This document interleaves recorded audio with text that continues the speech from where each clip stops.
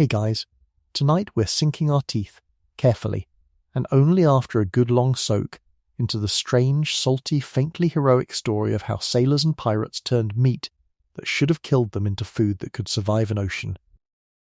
We're talking barrels packed in 1706 with enough salt to preserve an ox for 2 years. A curing method so effective it gave an entire profession its name, and rations so tough that sailors nicknamed a piece of it Salt Horse and meant it half literally. Welcome to the world of ship's provisions, where a cook's real enemy wasn't spoiled food, it was time itself, and for a couple of centuries, salt actually won. Go ahead and dim the lights now, maybe let a fan hum low in the background. The way wind used to hum through rigging on a long Atlantic crossing, that steady, textureless sound a 200-ton ship made when there was nothing else to hear for weeks. You're warm right now, you've probably eaten something today that didn't require a hammer and a prayer, and none of what's coming can touch you. That won't be true for the people in tonight's story. For them, the difference between a full barrel and an empty one was the difference between finishing a voyage and not finishing it at all. So let's ease into tonight's journey together. Picture a strip of forest on the northern coast of Hispaniola, sometime around 1660, an hour before the sun actually clears the trees. The air already smells like wet leaves and gun oil.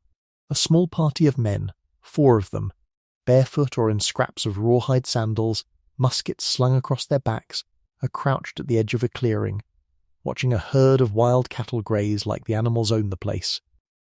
Which, in a sense, they do. 50 yards behind the men, a low wooden frame sits over a smouldering fire, already carrying yesterday's kill, the smoke curling up through green branches in a way that would make a modern barbecue enthusiast weep with joy. This is a boucan, and the men crouched in the grass, waiting for a clean shot, are buccaneers, hunters whose entire economy runs on turning fresh meat into something that can survive weeks in a ship's hold, without turning into a biohazard. Here's the thing about that scene. It wasn't marginal. It wasn't a handful of eccentrics playing frontiersmen on a Caribbean island. By the mid-1600s, the hills of Hispaniola supported herds of feral cattle and pigs numbering in the tens of thousands, and an entire subculture of Europeans had organised their lives around killing them, smoking the meat, and selling it to whoever sailed close enough to trade. Before any of them fired a shot as a pirate, before the Black Flags, before the courts-martial and the gallows at execution dock, an enormous number of the men who would define the Golden Age of Piracy spent years doing something considerably less dramatic, standing over a smoking rack, waiting for meat to finish curing. So how did an island end up with that many wild cattle in the first place? Blame Christopher Columbus, or more precisely, blame the Spanish colonists who came after him. Columbus's second voyage in 1493 brought European livestock to the Caribbean for the first time. Cattle, pigs, horses, and Hispaniola, with its grass and mild climate, turned out to be an excellent place for them to breed. The problem was that the Spanish colonial project on the island didn't keep pace. Gold was thin on Hispaniola compared to what turned up later in Mexico and Peru, and by the early 1500s, colonists were abandoning the island in droves to chase richer prospects on the mainland. Nobody stayed behind to manage the livestock. The animals simply went feral, multiplied for 150 years with almost no natural predators, and turned the island's interior into something close to a rancher's fantasy, if the rancher didn't mind having no fences, no property lines, and no actual legal claim to any of it. That last part mattered enormously, because it meant the cattle were functionally free for the taking. And free for the taking is a phrase that has historically attracted a very particular kind of person, escaped indentured servants, known as ingags if they were French, most commonly fleeing 3-year labour contracts on nearby sugar plantations that worked men half to death for a fraction of the payoff they'd been promised, made up a large share of the hunters. So did shipwreck survivors with nowhere else to go, deserters from naval crews, and a rotating cast of adventurers from France, England, and the Netherlands who had simply heard that a man with a decent musket could make a living on Hispaniola without asking anyone's permission. They weren't a nation. They weren't even really a community in the traditional sense. They were a loose, multilingual, heavily armed population of meat processors who happened to occupy the same patch of forest and who had, out of necessity, adopted a curing technique that wasn't originally theirs at all. That technique came from the island's indigenous Taino people, who had been smoking meat and fish over wooden frames long before any European ship appeared on the horizon. The word for the frame itself, variously recorded by early French and Spanish writers and generally traced back through Taino or related Arawakan usage, got rendered into French as boucan. The Europeans who adopted the method for their own cattle hunting operation became, in French, boucaniers, sail that word across a couple of language barriers, let English sailors mangle the pronunciation for a few decades, and you get buccaneer, a term that would eventually apply to basically any pirate in the Caribbean, most of whom, by the time the word had drifted that far, had never smoked a single strip of beef in their lives. Word origins are funny that way. Ask someone today what a buccaneer is, and you'll get pirate. Ask what a boucan is, and you'll get a blank stare, even though one gave birth to the other. This is the story of the boucan, the smoking rack that turned wild cattle into food that could survive an ocean crossing, and, almost by accident, gave an entire era of piracy its name. Let's follow one of these hunters, a composite figure we'll call Jean, built from the kind of life dozens of reeling gags actually lived, even though Jean himself isn't a documented individual. Jean arrived on Hispaniola around 1655 as an indentured labourer, bound to a French planter for 3 years in exchange for his passage across the Atlantic. The arrangement was, on paper, a fair trade. In practice, Ngags were worked brutally on tobacco and sugar plantations, fed poorly, and frequently died before their contracts ran out. Jean didn't wait to find out which category he'd fall into. Somewhere in his second year he slipped away into the interior highlands, where French law had no real reach, and where a man with nerve and a musket could simply start over as a hunter. Life as a boucanier had its own rhythm, and it wasn't glamorous.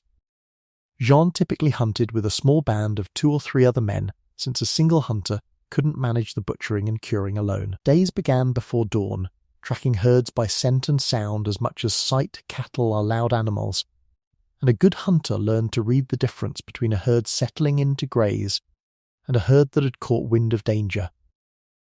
A single well-placed shot from a long-barreled French musket, called a boucanier gun by some accounts, could drop an animal at 80 or 90 yards.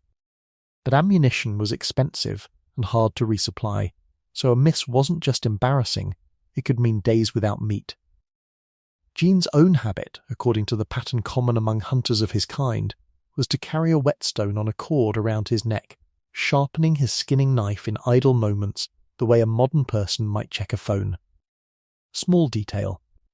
It's the kind of thing that made him recognisable to the other men in his band, and it's the kind of detail worth holding on to, because Jean is going to matter again before this chapter ends. Now for the part that actually explains tonight's title. Once an animal was down, the clock started. Meat in a tropical climate can begin spoiling within hours, and Jean's band had no ice, no refrigeration, nothing beyond salt, smoke and time. The boucan itself was a rectangular wooden grate, raised 3 or 4 feet off the ground on forked posts, positioned over a slow fire built specifically to smoulder rather than blaze. Green wood was often used deliberately, along with the animal's own bones and sometimes fat dripped back onto the coals, because green wood and fat both produce thick, heavy smoke rather than clean flame, and thick smoke is exactly what you want when the goal is preservation, not cooking. Meat was cut into long strips to maximise surface area, laid across the grate, and left to smoke slowly, sometimes for the better part of a full day, occasionally longer depending on the thickness of the cut and how humid the air happened to be that week. The science behind it, even though Jane and his crew would never have described it in scientific terms, is straightforward enough. Smoke deposits compounds, phenols and related chemicals, onto the surface of meat that inhibit the growth of the bacteria responsible for spoilage. Combined with the slow heat, which drives moisture out of the meat over many hours, and occasionally combined with salt rubbed into the strips beforehand, the bocan process could turn a few £100 of fresh, perishable beef into something that would keep, at least reasonably well, for weeks without refrigeration in a hot climate, and considerably longer once it was packed properly for a sea voyage. This is, worth noting, essentially the same principle behind modern jerky, and in fact the word jerky itself has its own transatlantic backstory. Borrowed from a Quechua word for dried meat, and picked up by English and French hunters operating in the Americas around the same period Jean was working his boucan in Hispaniola. Two preservation cultures, thousands of miles apart, converging on nearly identical chemistry, because nearly identical chemistry is the only chemistry that actually works. What Jean's band did with all that smoked beef and pork is the part that turned hunting into an economy. Passing ships, merchant vessels, naval vessels, and eventually pirate vessels needed provisions for long ocean crossings, and bocan-cured meat was cheaper and more available on Hispaniola's coast than anything a European port could easily supply. Hunters would haul strips of smoked meat, along with cattle hides, down to the coast and trade directly with ship captains for rum, gunpowder, cloth and coin. A single hunting party working steadily could process dozens of animals in a good month, and the resulting trade was lucrative enough that by the 1620s and 1630s, a semi-permanent buccaneer population had taken root along Hispaniola's northern and western coasts, with a particular concentration on the small offshore island of Tortuga, which offered a natural harbour and, crucially, distance from any Spanish garrison capable of enforcing colonial law. Much of what we actually know about daily life among the buccaneers comes from one specific eyewitness, a man named Alexandre Exquemelin, who published an account of his years among Caribbean hunters and pirates in 1678 under the title De Americanci Z Rovers. Exquemelin had lived the life himself, first as an indentured servant on Tortuga, later moving among the very buccaneer crews he wrote about, which makes his account genuinely valuable as a primary source. It's also worth flagging, the way any careful account of this period has to, that Exquemelin wrote for a popular audience eager for exotic and violent stories, and later historians have noted that some of his more dramatic claims, particularly about specific atrocities committed by specific captains, can't be independently verified and may have been exaggerated for effect. Where this script draws on details that trace back to him, treat them as according to a contemporary account rather than settled fact. A distinction that matters more the further you get from the boring, verifiable stuff like curing techniques and closer to the lurid stuff about individual cruelty. By the time Jean had been hunting for roughly 4 years, call it 1659, if we're keeping track the way the buccaneers themselves rarely bothered to, his life had settled into something like a stable if rough routine. He wasn't wealthy. Nobody in that trade got wealthy off cattle hunting alone. But he ate well by the standards of the era, he answered to no plantation owner, and he had a small, tight band of men he trusted with his life on a near-daily basis, which is more than most Frenchmen of his social class could say back home. Within a year of first striking out on his own, Jean had also picked up something the other hunters valued nearly as much as a steady aim: a reputation for fairness in splitting the proceeds of a hunt, an informal version of the equal shares principle that would later become formalized, in writing, aboard actual pirate ships. That stability didn't last, and the reason it didn't last is where this chapter takes its darkest turn. Spanish colonial authorities on Hispaniola had never been comfortable with an armed, lawless, foreign population operating in territory Spain still technically claimed, and by the early 1600s they'd landed on a brutally effective solution.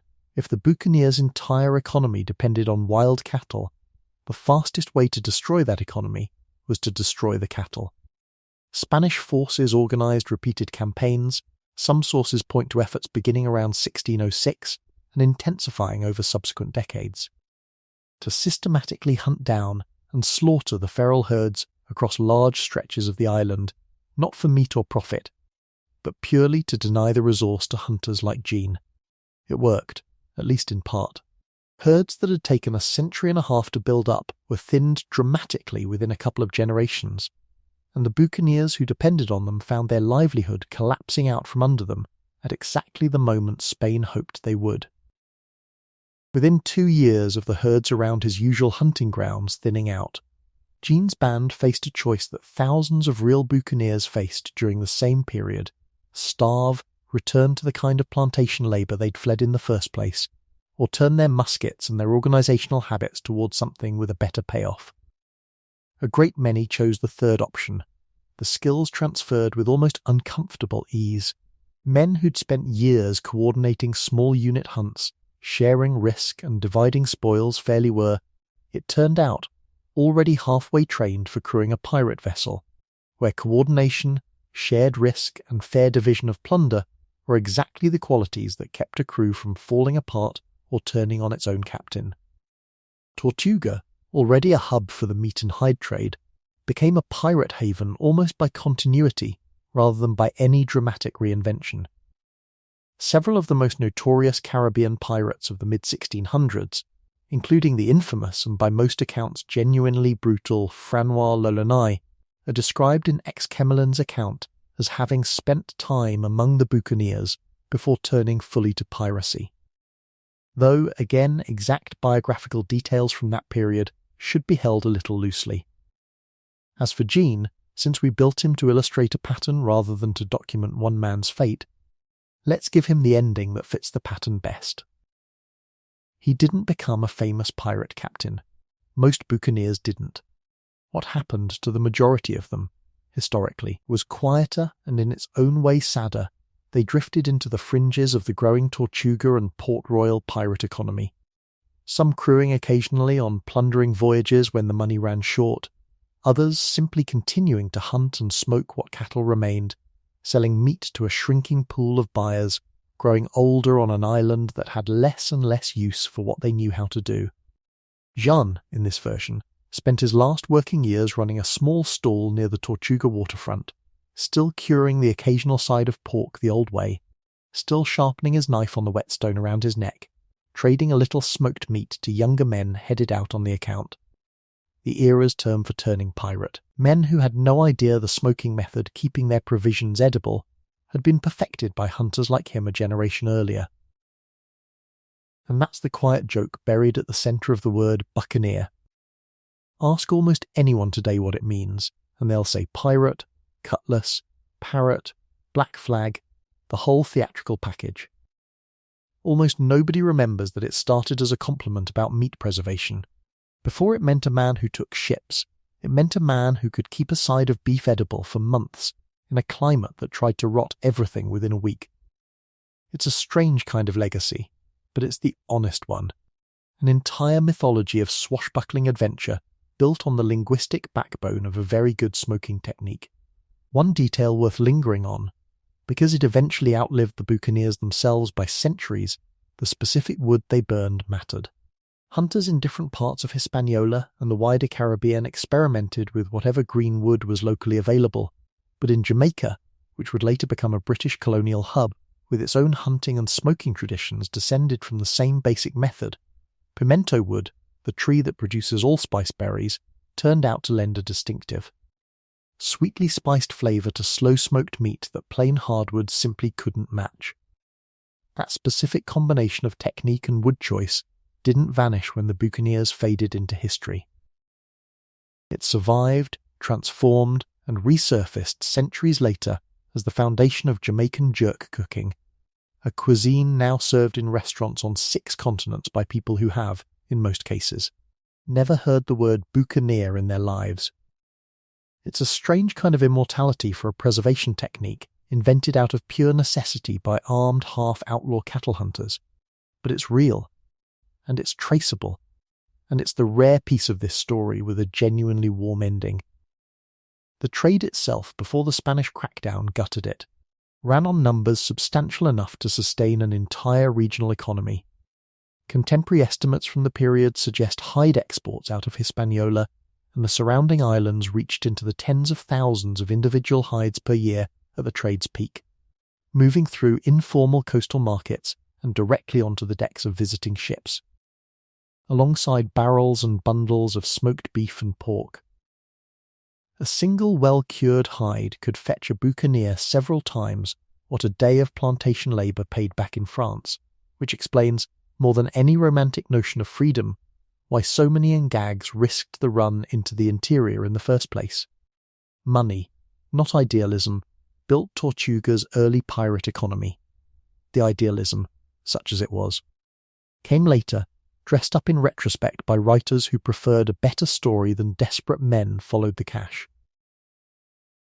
News of the Spanish campaigns against the herds didn't arrive to hunters like Jean through any official channel. Nobody in Madrid was sending polite notices to squatters they considered criminals. It arrived the way most news arrived in that world, second-hand, breathless, from whoever had seen something and made it back to camp before you did.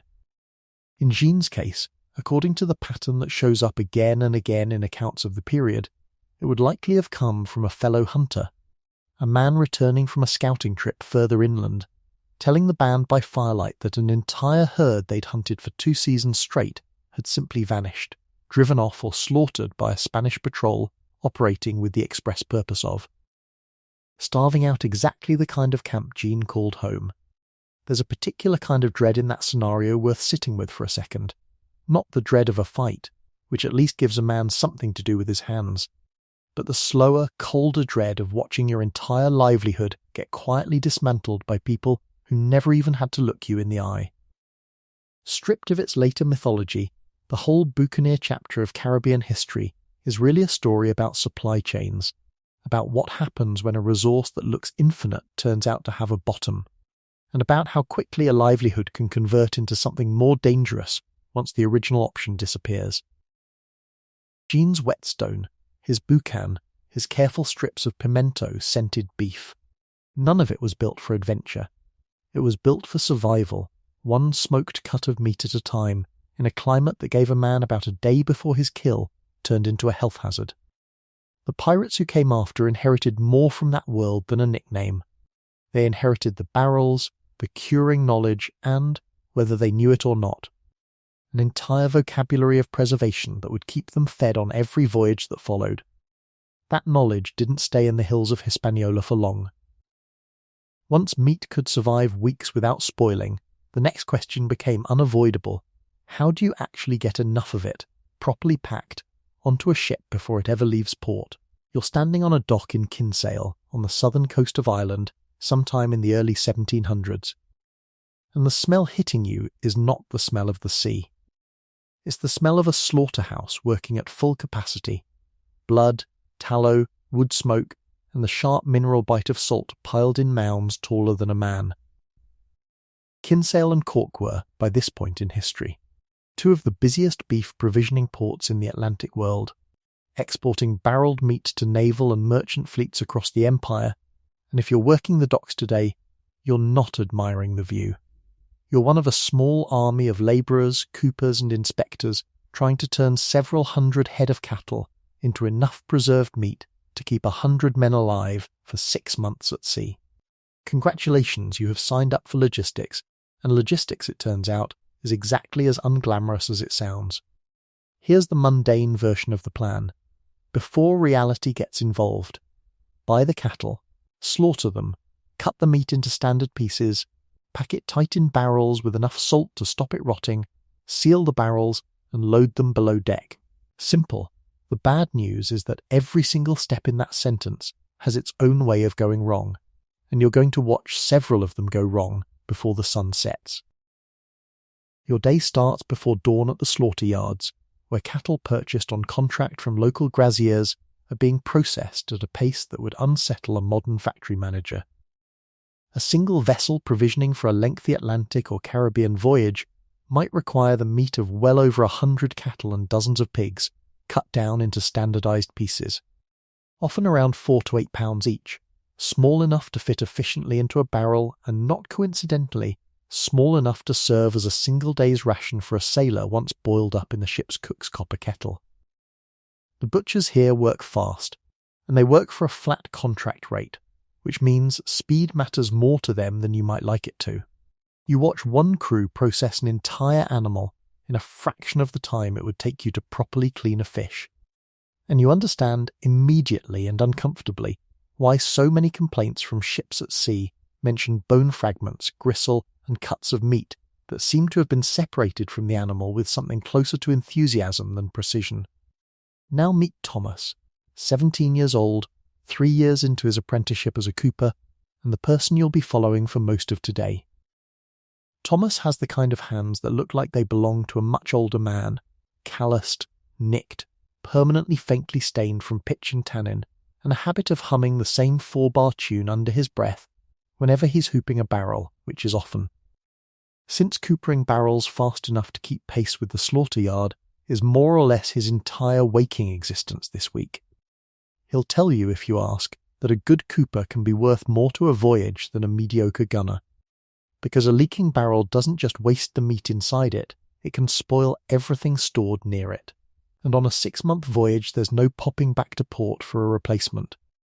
By mid-morning, the first batch of butchered meat is heading into the salting pits, and this is where the real preservation work happens, not in some later, more dramatic moment, but in a series of unglamorous troughs full of brine.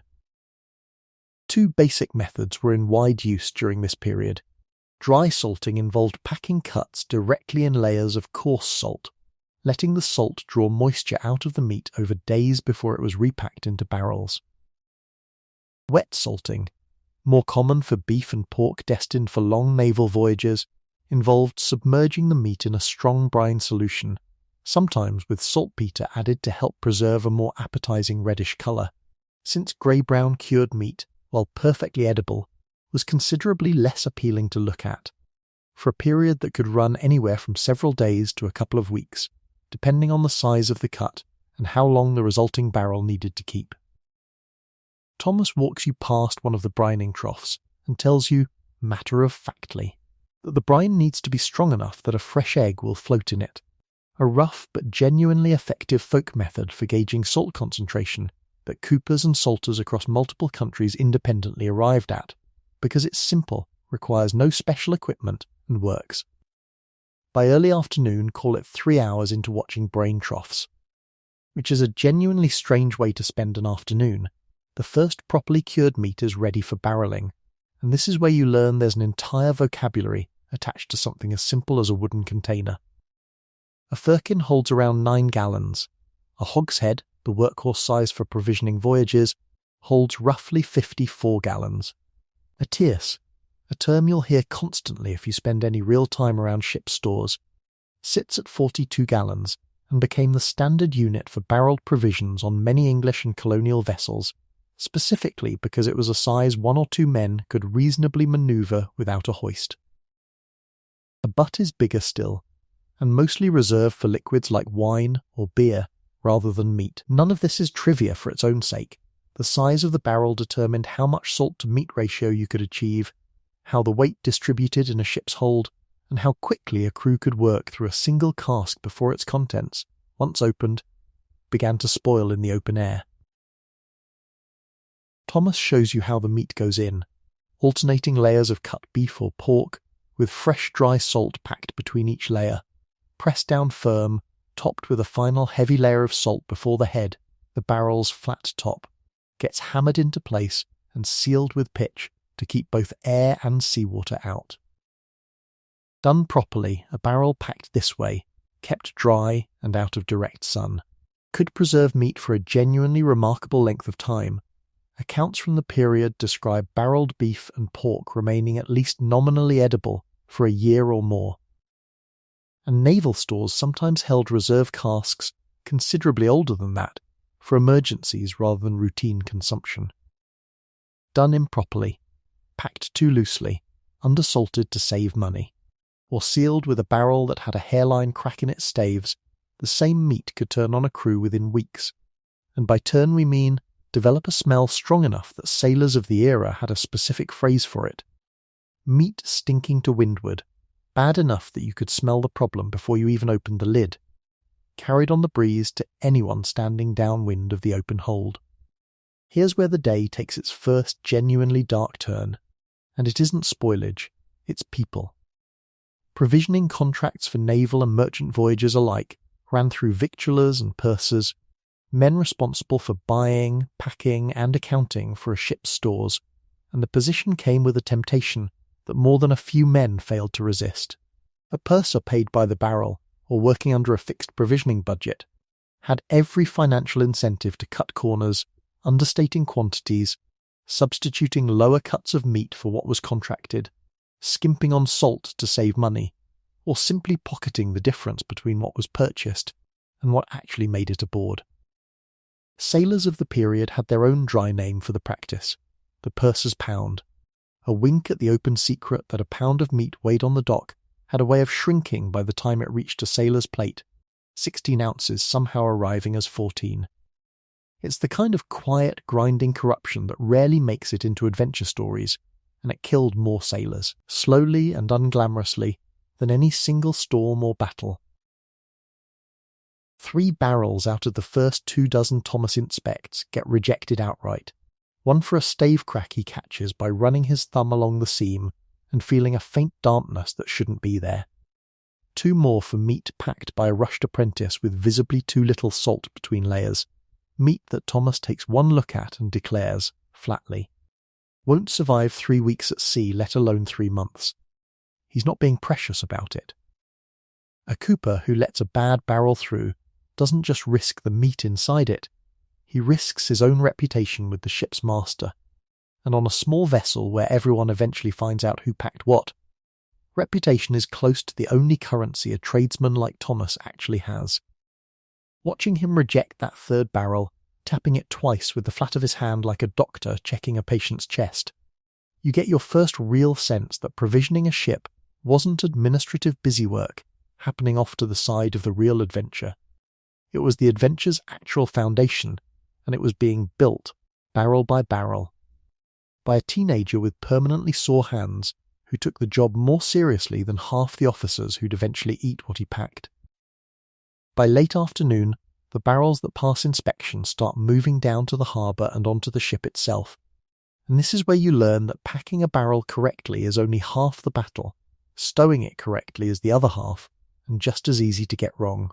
Barrels of salt provisions needed to sit low in the hold, both for the ship's balance and because that's where the coolest, driest space tended to be, but driest on a wooden sailing vessel is a relative term.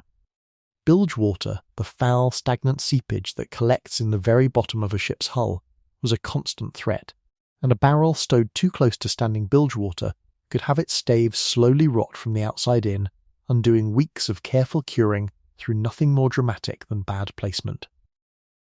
Experienced stowage masters marked barrels with chalk or branded symbols indicating contents and packing date, and arranged them so that the oldest provisions would be used first.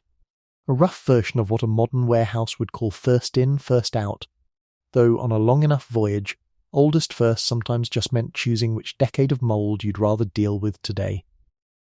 By your second full day watching this operation, because provisioning a single ship for a real ocean voyage was never a one-day affair, the scale of what's actually required starts to sink in properly.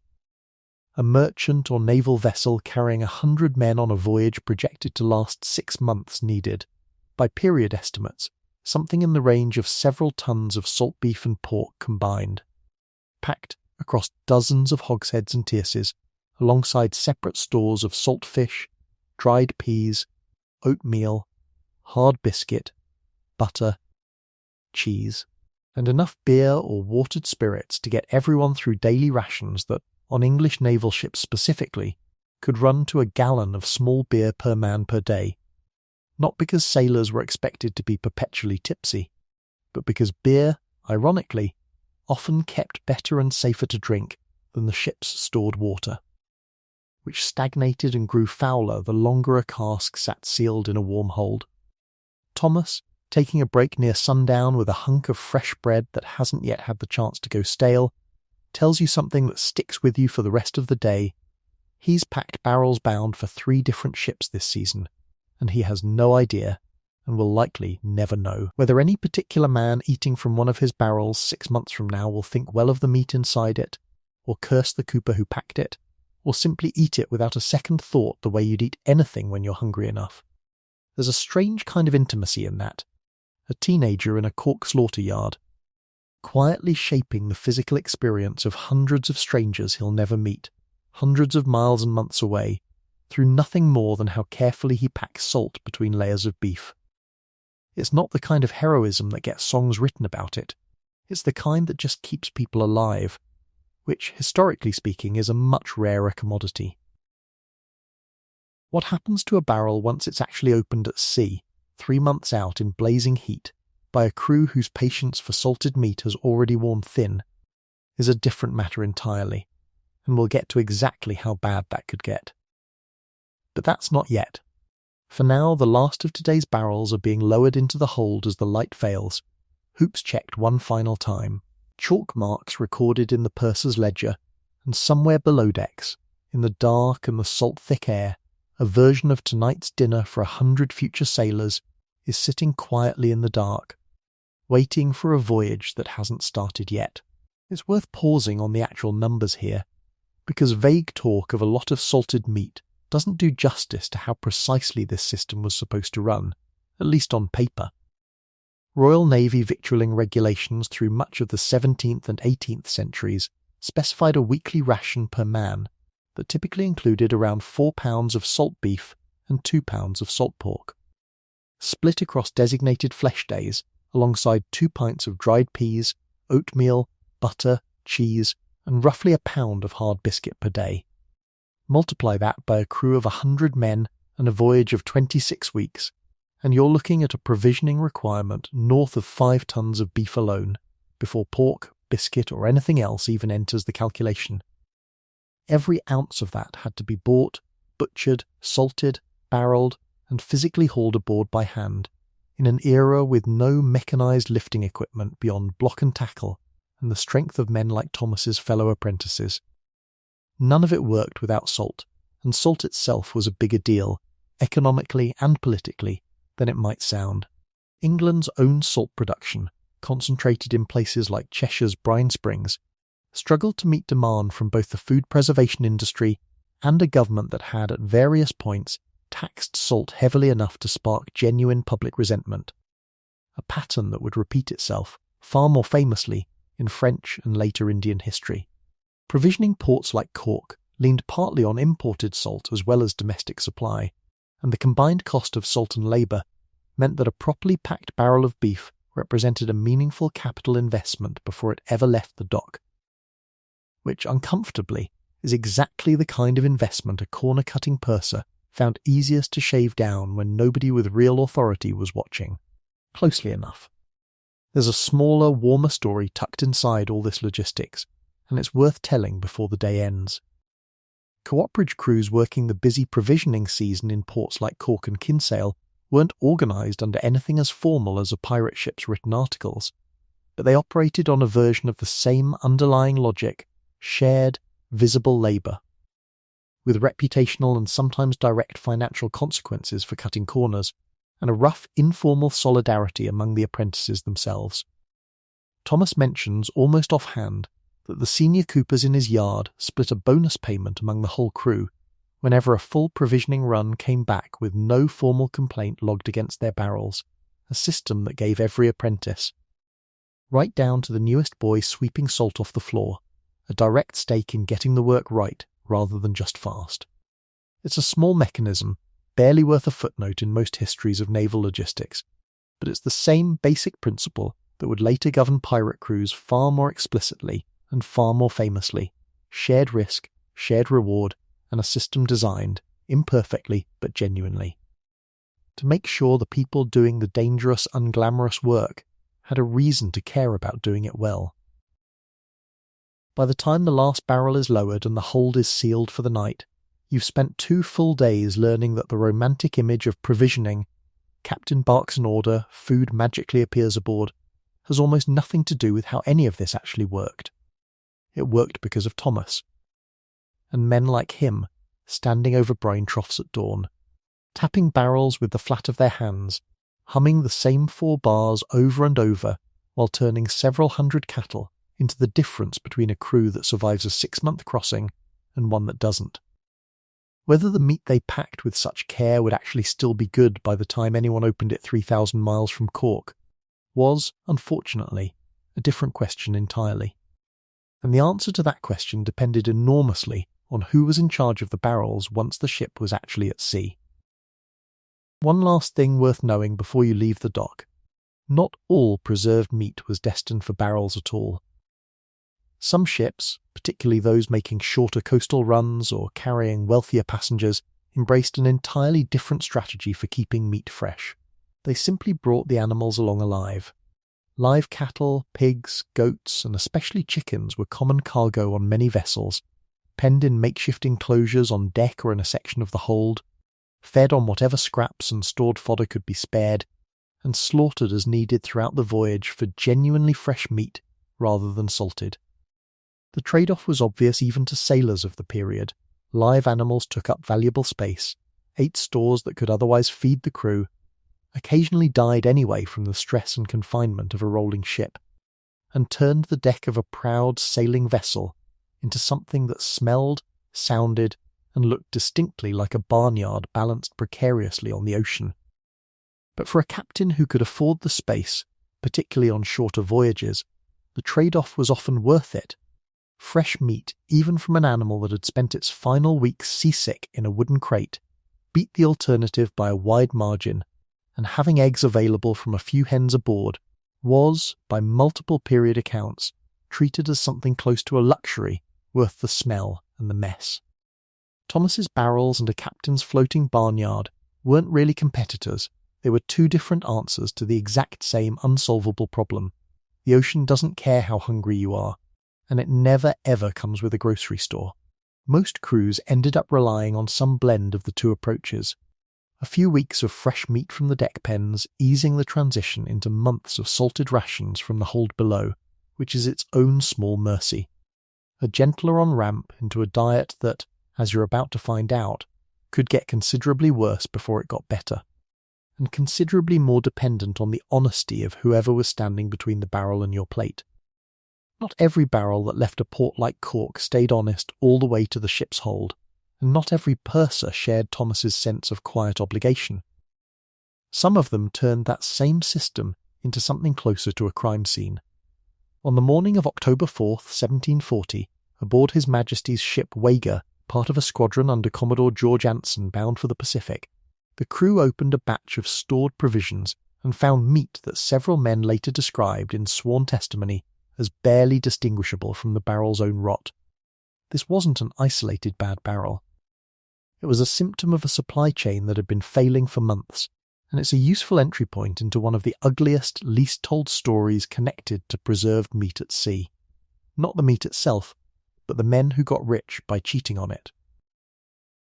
Provisioning fraud wasn't a rare scandal confined to one unlucky voyage. It was a persistent, chronic problem across naval and merchant fleets throughout the Age of Sail, serious enough that Britain's own naval administration maintained a dedicated body, the Victualling Board, specifically to manage the enormous logistics of feeding a fleet, and serious enough that the same board spent a considerable portion of its energy fielding complaints, investigating contractors and occasionally prosecuting the worst offenders.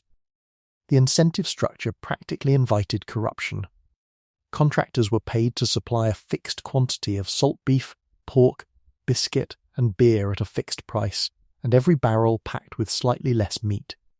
Slightly more bone, or slightly cheaper cuts than contracted, represented pure profits skimmed directly off the top, with the cost paid, not in money, but in health, and sometimes in life, by sailors thousands of miles away with no practical way to complain, until it was far too late to matter.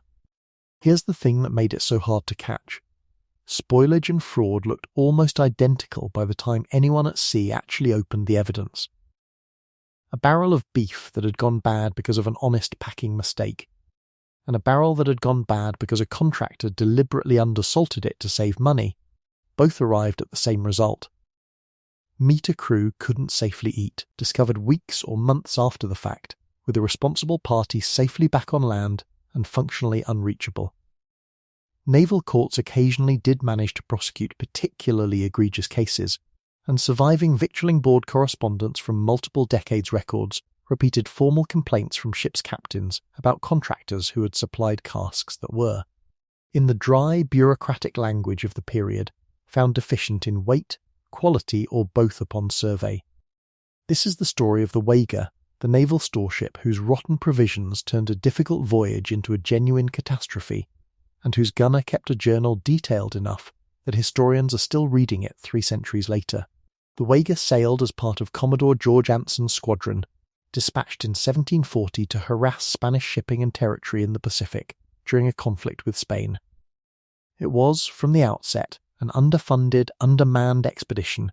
Many of the Marines assigned to the squadron were, by multiple accounts, elderly Chelsea pensioners considered too infirm for regular service, which tells you something about how seriously the voyage's logistics were handled from the very top.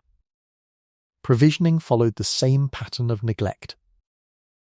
Stores loaded before departure included casks of salt beef and pork that, by the time the squadron reached the brutal, storm-battered waters off Cape Horn roughly a year into the voyage, were already well past any reasonable expectation of freshness, having sat through a full Atlantic crossing and a long stretch of tropical heat near the equator before the ship ever reached the cold southern latitudes where the real trouble began.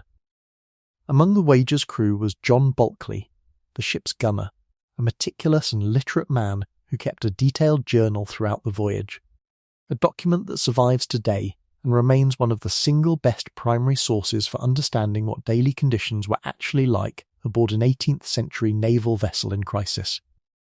Bulkley's writing repeatedly returns to the state of the ship's provisions, describing meat that crews found barely fit to eat and complaining. In the blunt language of a working seaman rather than a naval officer's polished report, about the gap between what the crew had been promised on paper and what actually came out of the casks. He wasn't alone in noticing. Multiple accounts from survivors of the voyage described growing resentment among the crew as food quality declined at the exact moment their physical need for it. Battling brutal cold, exhausting labour, and the early symptoms of scurvy was at its highest. By the time the Wager wrecked on a desolate, uninhabited stretch of the Patagonian coast in May of 1742, driven onto rocks during a violent storm after already being battered nearly to pieces rounding Cape Horn, the crew's relationship with authority had been eroding for months, and inadequate, sometimes outright spoiled provisions were a central, recurring grievance running underneath every other hardship. What followed on the desolate island where the survivors made camp has gone down in naval history as one of the most dramatic breakdowns of order in the entire age of sail. A split crew, an eventual mutiny against Captain David Cheap, competing groups attempting separate escapes by different routes, and a court-martial back in England years later that had to untangle conflicting testimony from men who had, by their own accounts, been driven to the edge of both starvation and sanity. It would be too simple to say rotten meat alone caused a mutiny.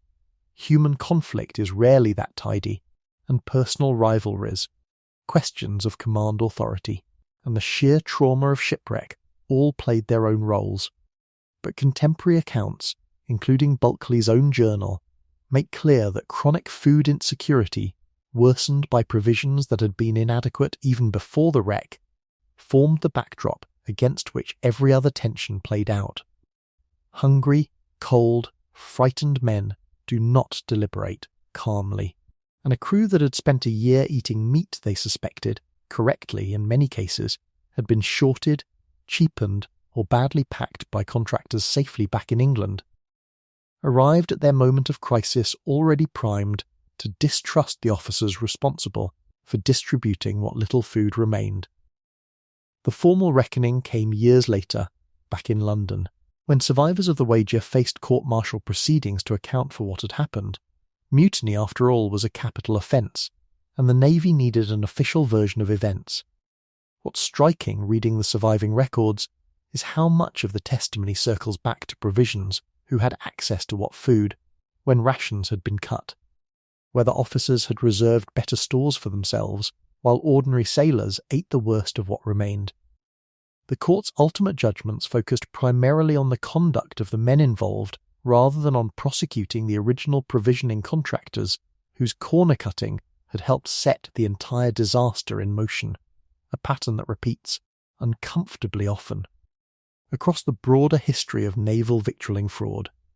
Contractors operating from the safety of English ports rarely faced consequences proportional to the suffering their shortcuts caused at sea. The men who mutinied, deserted, or simply tried to survive faced far more direct scrutiny than the men whose greed had helped starve them into that position in the first place.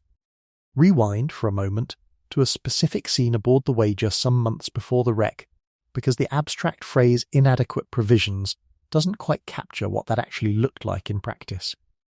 Picture a cask marked, in chalk, with a packing date from nearly 2 years earlier, stores that had already sat through one full voyage before ever being loaded aboard Anson's squadron.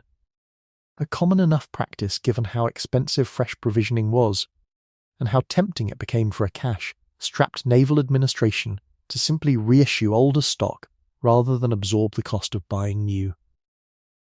When that particular cask was finally opened somewhere in the frigid, storm-lashed waters approaching Cape Horn, the smell reportedly reached men working several yards away before anyone had even pried the head off, the specific, unmistakable stench sailors of the era associated with meat that had crossed the line from unpleasant but edible into actively dangerous.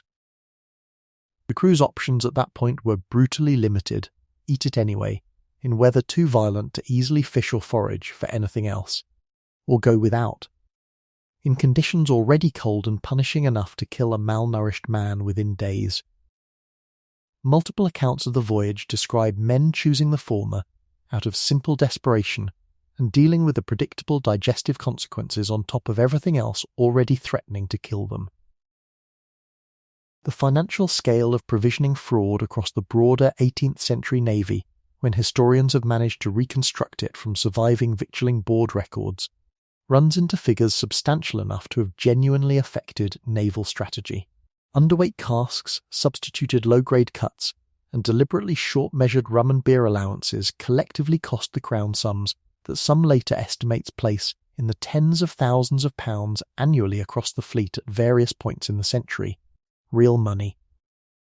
In an era when a skilled tradesman like Thomas the Cooper might earn a few dozen pounds a year, multiply that kind of skimming across every major provisioning port and every active squadron, year after year, and you start to understand why the Victualling Board's inspectors, however imperfect their oversight, were fighting a genuinely enormous and profitable underground economy built entirely on shortchanging men who had no realistic way to fight back until they were already 3,000. Miles from anyone who could help. Here's the one place in this chapter where a little dry humour actually earns its keep. If only because the alternative is unrelenting bleakness, naval administrators of the period occasionally described contractors under investigation using language that reads, today, almost like a punchline. One surviving complaint describes a batch of supposedly fresh biscuit as containing more weevils than flour by weight, phrased with the particular deadpan understatement that 18th century bureaucratic English seemed to specialise in. It's the kind of joke that only works because the underlying reality was so grim that dry understatement became the only sane way to document it. Somewhere between outrage and absurdity, a clerk in an office in London wrote that sentence down, filed it, and moved on to the next complaint. Because there were, unfortunately, always more complaints. Not every hardship aboard the Voyager traced back to fraud committed safely on land. Some of it came from decisions made under genuine sympathetic pressure once the ship had already wrecked. And those decisions offer one of the few genuinely hopeful threads in this whole grim chapter. Once the survivors made camp on the desolate island where the Voyager broke apart, salvaged stores, whatever meat, biscuit and drink could be recovered from the wreck before the sea claimed the rest, were distributed under a rough system of shared rationing among the survivors, echoing. Even in crisis and even under a captain many of the men had come to distrust, the same basic instinct toward equal-ish shares that would later be formalised, far more explicitly, aboard the pirate vessels several of these same waters would soon carry. It didn't prevent tragedy, men still starved, but the impulse toward fairness under catastrophe, rather than every man for himself, shows up again and again in these accounts, a small, stubborn thread of decency running underneath even the worst of what the Voyager's crew endured. There's a smaller, sadder story worth including here, easy to lose beneath the larger drama of shipwreck and mutiny, among the ordinary seamen who died during the Wager's ordeal, from exposure, from starvation. From the general collapse of order on that desolate stretch of coast, were men whose names appear only briefly in surviving accounts, if at all, unlike Bulkeley, whose journal guaranteed him a kind of permanence.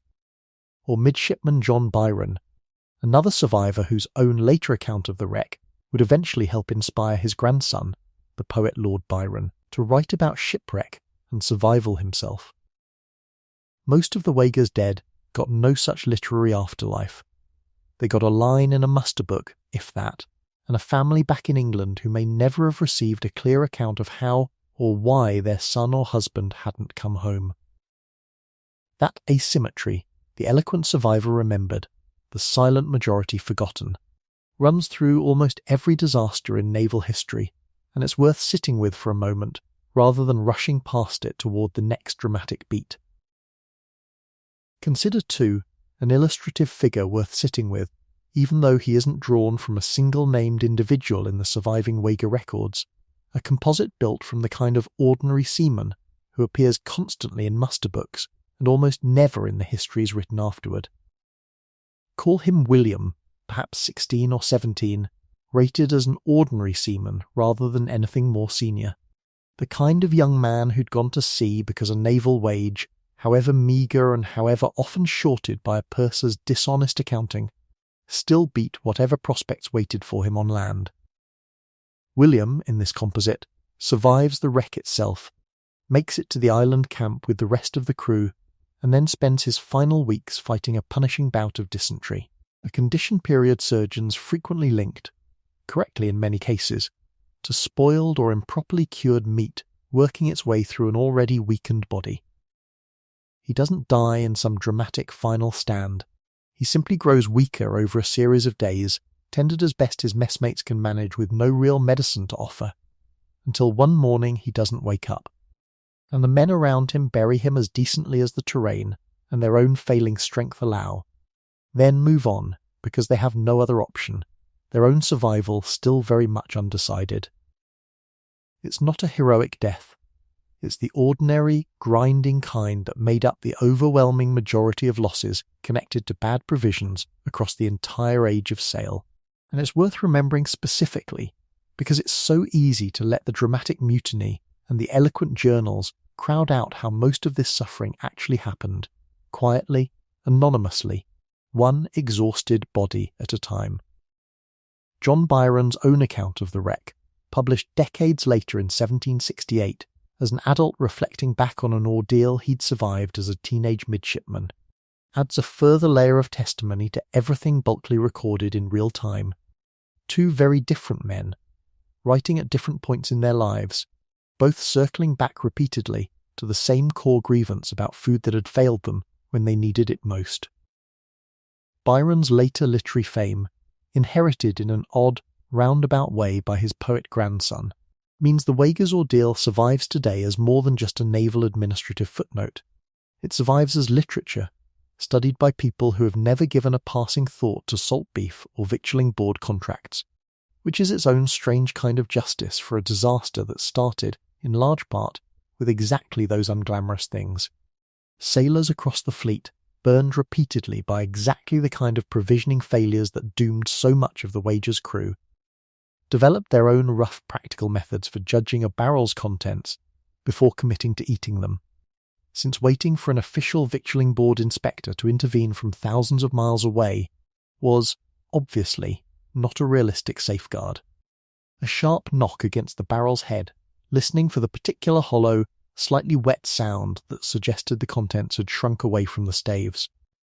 A careful sniff at the bunghole before fully opening a cask, trusting a trained nose over official paperwork every time the two disagreed. Colour mattered too.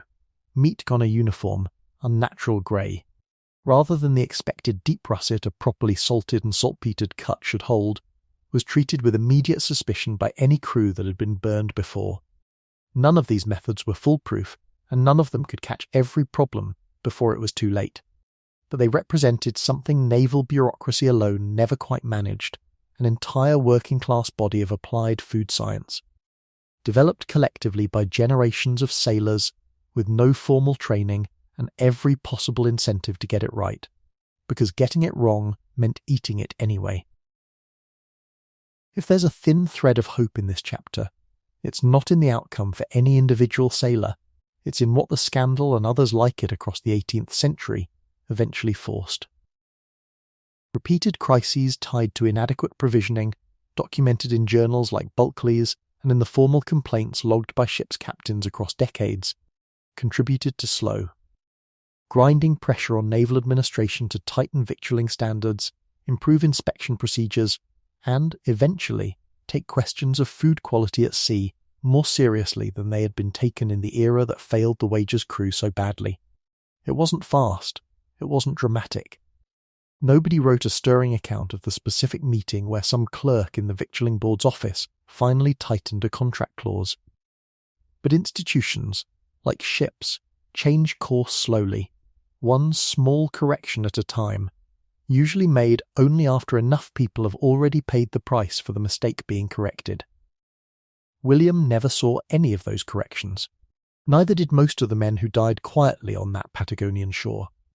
But the sailors who came after them, decades later, inherited a system at least marginally more accountable than the one that failed the Voyager, which is a strange, unsatisfying kind of legacy, but it's the one this story actually earned. There's something genuinely strange about how much of naval history turns out to hinge on barrels, not battles, not admirals, not even the weather, though all three certainly played their part. But the quiet, unglamorous question of whether the food packed months earlier in a Cork slaughter yard actually arrived in edible condition on the far side of the world.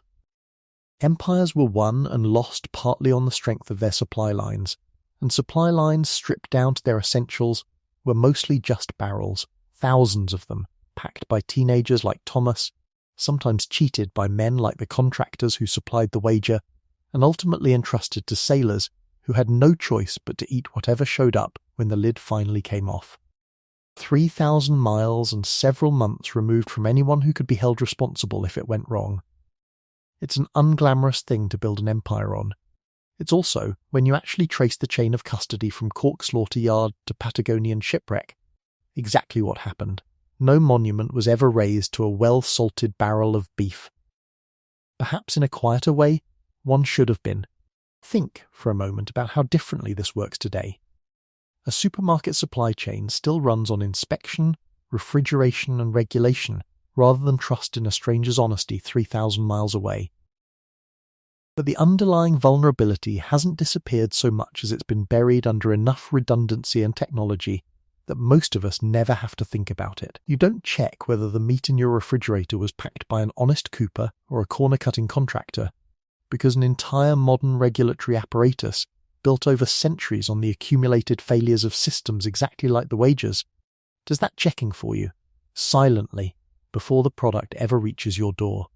That apparatus exists, in no small part, because enough 18th century sailors got sick, or mutinied, or quietly died on a Patagonian beach, for someone eventually to conclude that the old way of doing things simply wasn't good enough anymore. For every crew unlucky enough to draw a corrupt purser's provisions, there were plenty more who simply had to live with honest rations, which were, on their own, hard enough to stomach without anyone stealing from the barrel first. The first thing you notice 6 weeks into a voyage is the smell before you even see the meat, a heavy, briny, faintly sour note that clings to the entire below decks area no matter how much fresh air gets pumped down through the hatches. You've been assigned galley duty today, which means you're the one hauling this week's ration of salt beef up from the hold, and your hands are already stinging faintly from where the crystallized salt on the meat's surface has found every small cut and callus you own. Congratulations, you're about to eat salt horse, the sailor's own dark nickname for salted beef so tough, so heavily cured, and occasionally so suspiciously chewy that crews joked, more than half seriously, that they couldn't entirely rule out a horse having ended up in the barrel at some point during a less scrupulous provisioning run back in port. Here's the bad news about that meat before it's even edible. You can't just boil it and eat it. A piece of properly cured salt beef, pulled straight from a hogshead after months in the hold, carries enough salt to make it borderline inedible on its own. Not seasoned, just aggressively, unpleasantly saline, the culinary equivalent of licking a salt lick and calling it dinner. So the first step in preparing today's ration is what sailors of the era called freshening, submerging the meat in a tub of seawater or fresh water, sometimes for several hours, sometimes overnight, to draw out enough of the excess salt to make it tolerable. It's a delicate balance. Freshen it too little, and the meat stays nearly inedible. Freshen it too long, particularly in warm water, and you risk speeding up whatever bacterial activity the salt had been holding at bay in the first place, turning a merely tough piece of meat into a genuinely dangerous one. By your second week aboard, you've picked up the rhythm most experienced sailors already know instinctively. Check the barrel's date mark, freshen accordingly. And never, ever trust meat that smells wrong, even after freshening, no matter how hungry you are.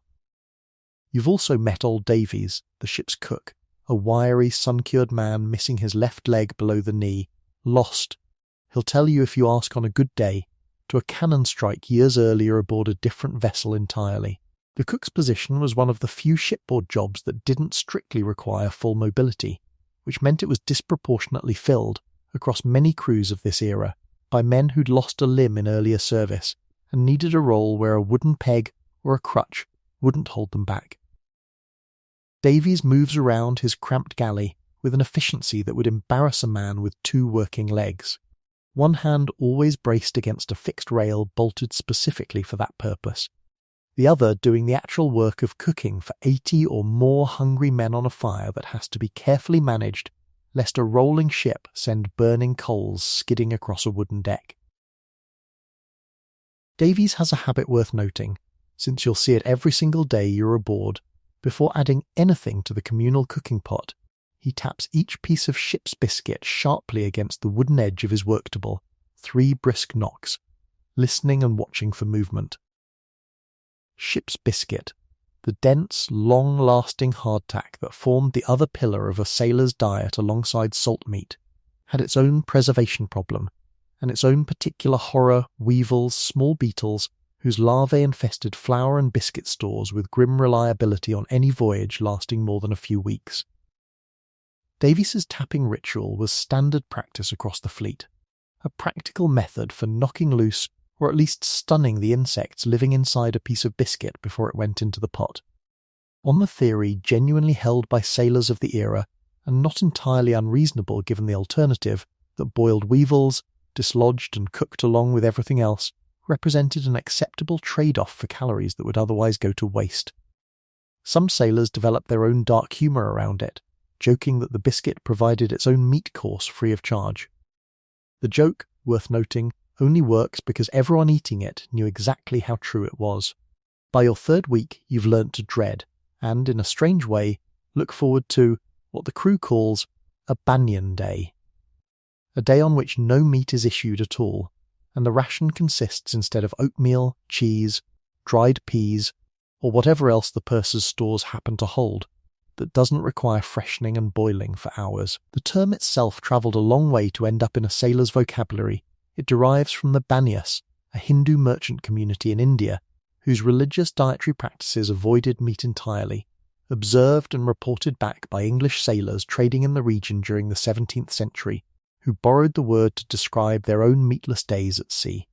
It's a strange little piece of linguistic cargo, carried across an ocean along with silk and spices, eventually becoming permanently attached to something as unglamorous as a day without salt beef. You'd think a day without the dreaded salt horse would be a relief. Mostly it was, though by month 3, when even oatmeal starts to feel like a luxury you're grateful for, you understand just how thoroughly a hard voyage recalibrates what counts as a good day. Here's where the actual culinary ingenuity of shipboard cooking shows up, and it shows up specifically because the raw ingredients were so consistently terrible. Salmagundi, a dish that shows up across English, French and Caribbean sauces from this period under various spellings, was less a fixed recipe than a philosophy.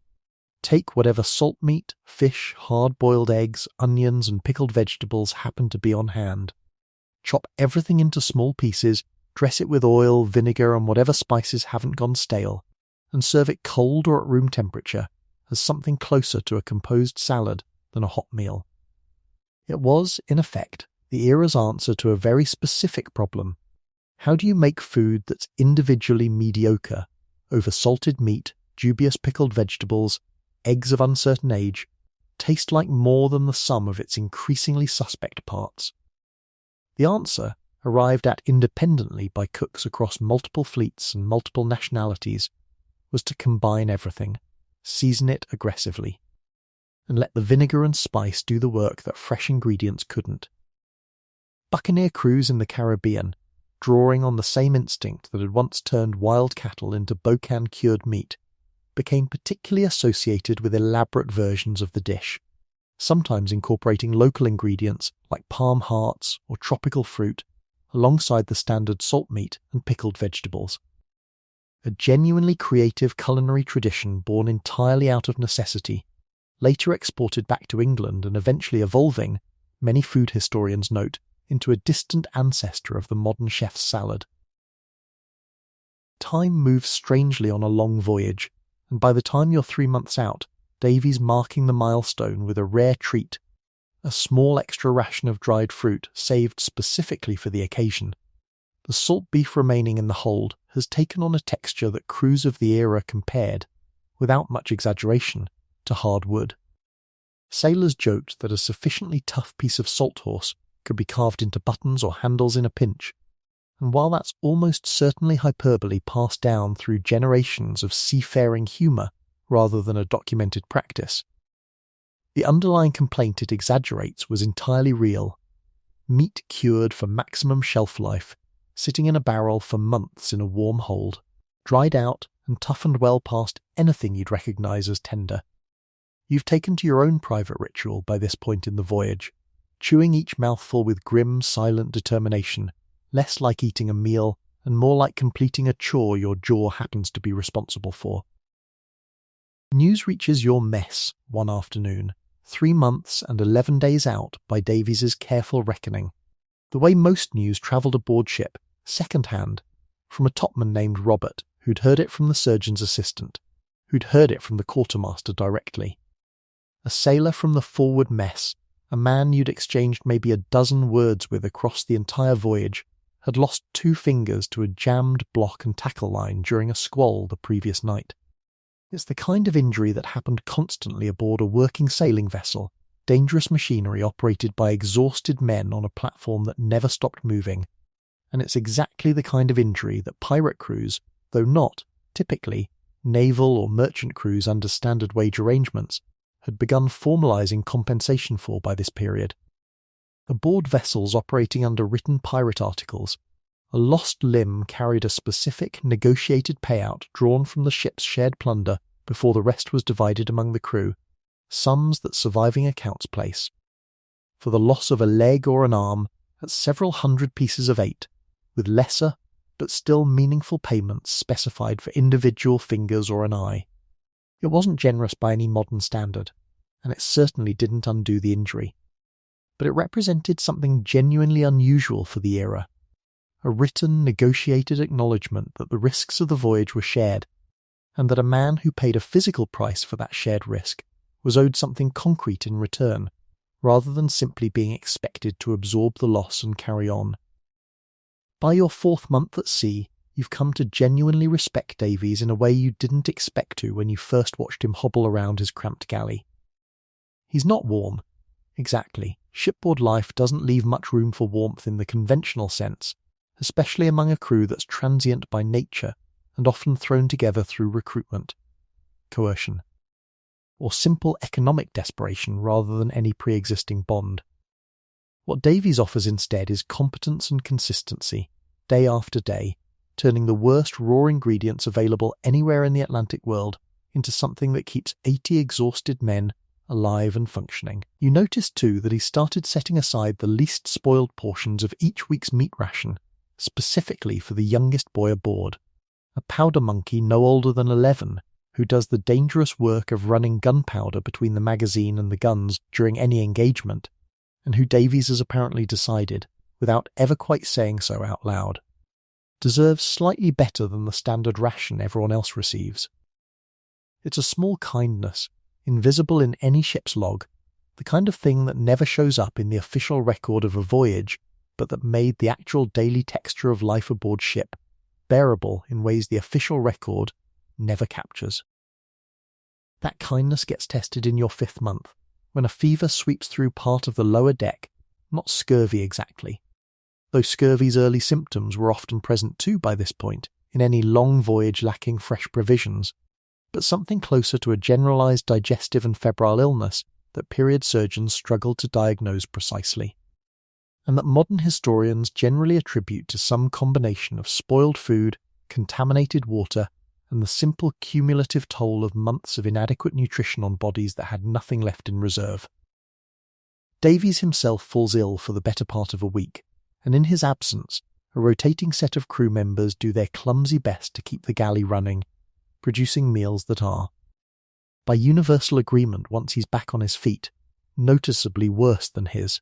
He recovers, not everyone aboard does, over the course of that fever, but Davies does, and returns to his galley with the same brisk efficiency as before, tapping ship's biscuit against his worktable, freshening the week's salt beef, running his fingers along a barrel seam the way Thomas the Cooper once did back in Cork, checking for exactly the kind of damage that could turn a hard voyage into a fatal one.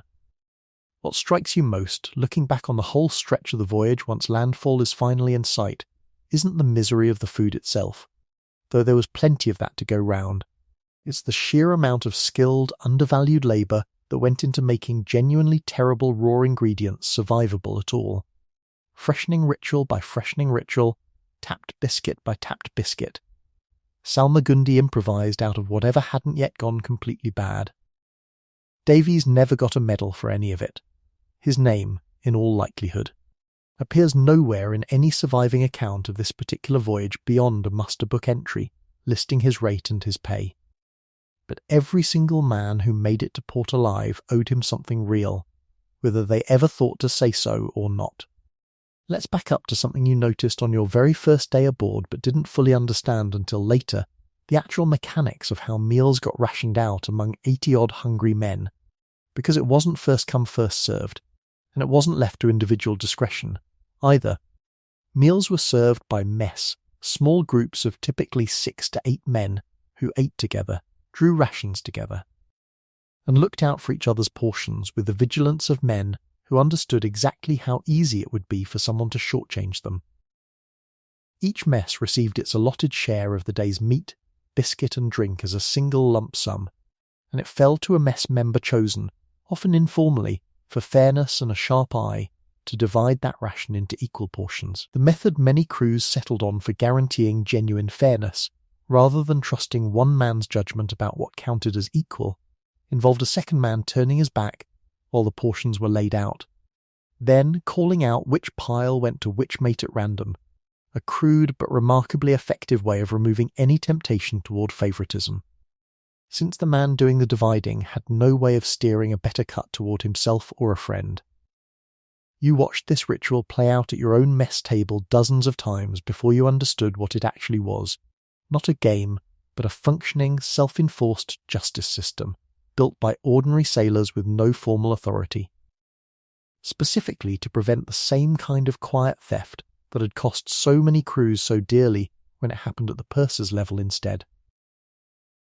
By your 4th month, hunger had reshaped your relationship with food in ways you wouldn't have predicted back on land.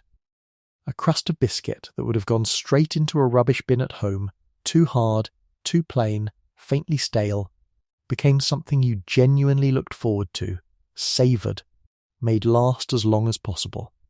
Davies's rare treats, a spoonful of molasses stirred into oatmeal, a handful of raisins saved from a nearly empty barrel, took on an emotional weight wildly disproportionate to their actual nutritional value, because they were evidence, however small, that someone aboard still cared whether the crew's days held anything beyond grim survival.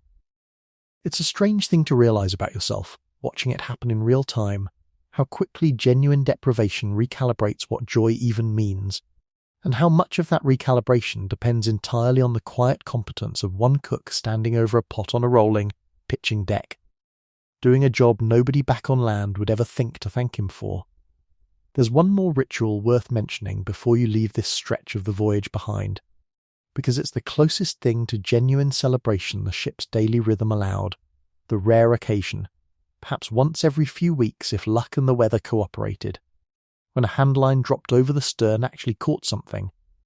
A dolphin fish, a shark, occasionally a decent-sized tuna, trailing the ship the way such fish often did, drawn by scraps thrown overboard from the galley. Fresh fish, on a diet otherwise built entirely around salt-preserved meat and biscuit, produced a reaction among the crew that bordered on the theatrical. Davies would clear space at his single working fire. Men would gather at the rail simply to watch the catch hauled aboard, and for one evening.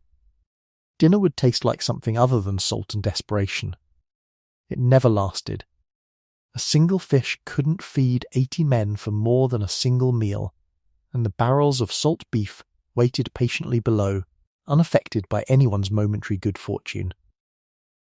But for one evening at a time, scattered unpredictably across a long voyage, the crew got to remember what food was supposed to taste like, and that memory, however brief, did more for morale than any speech an officer could have given.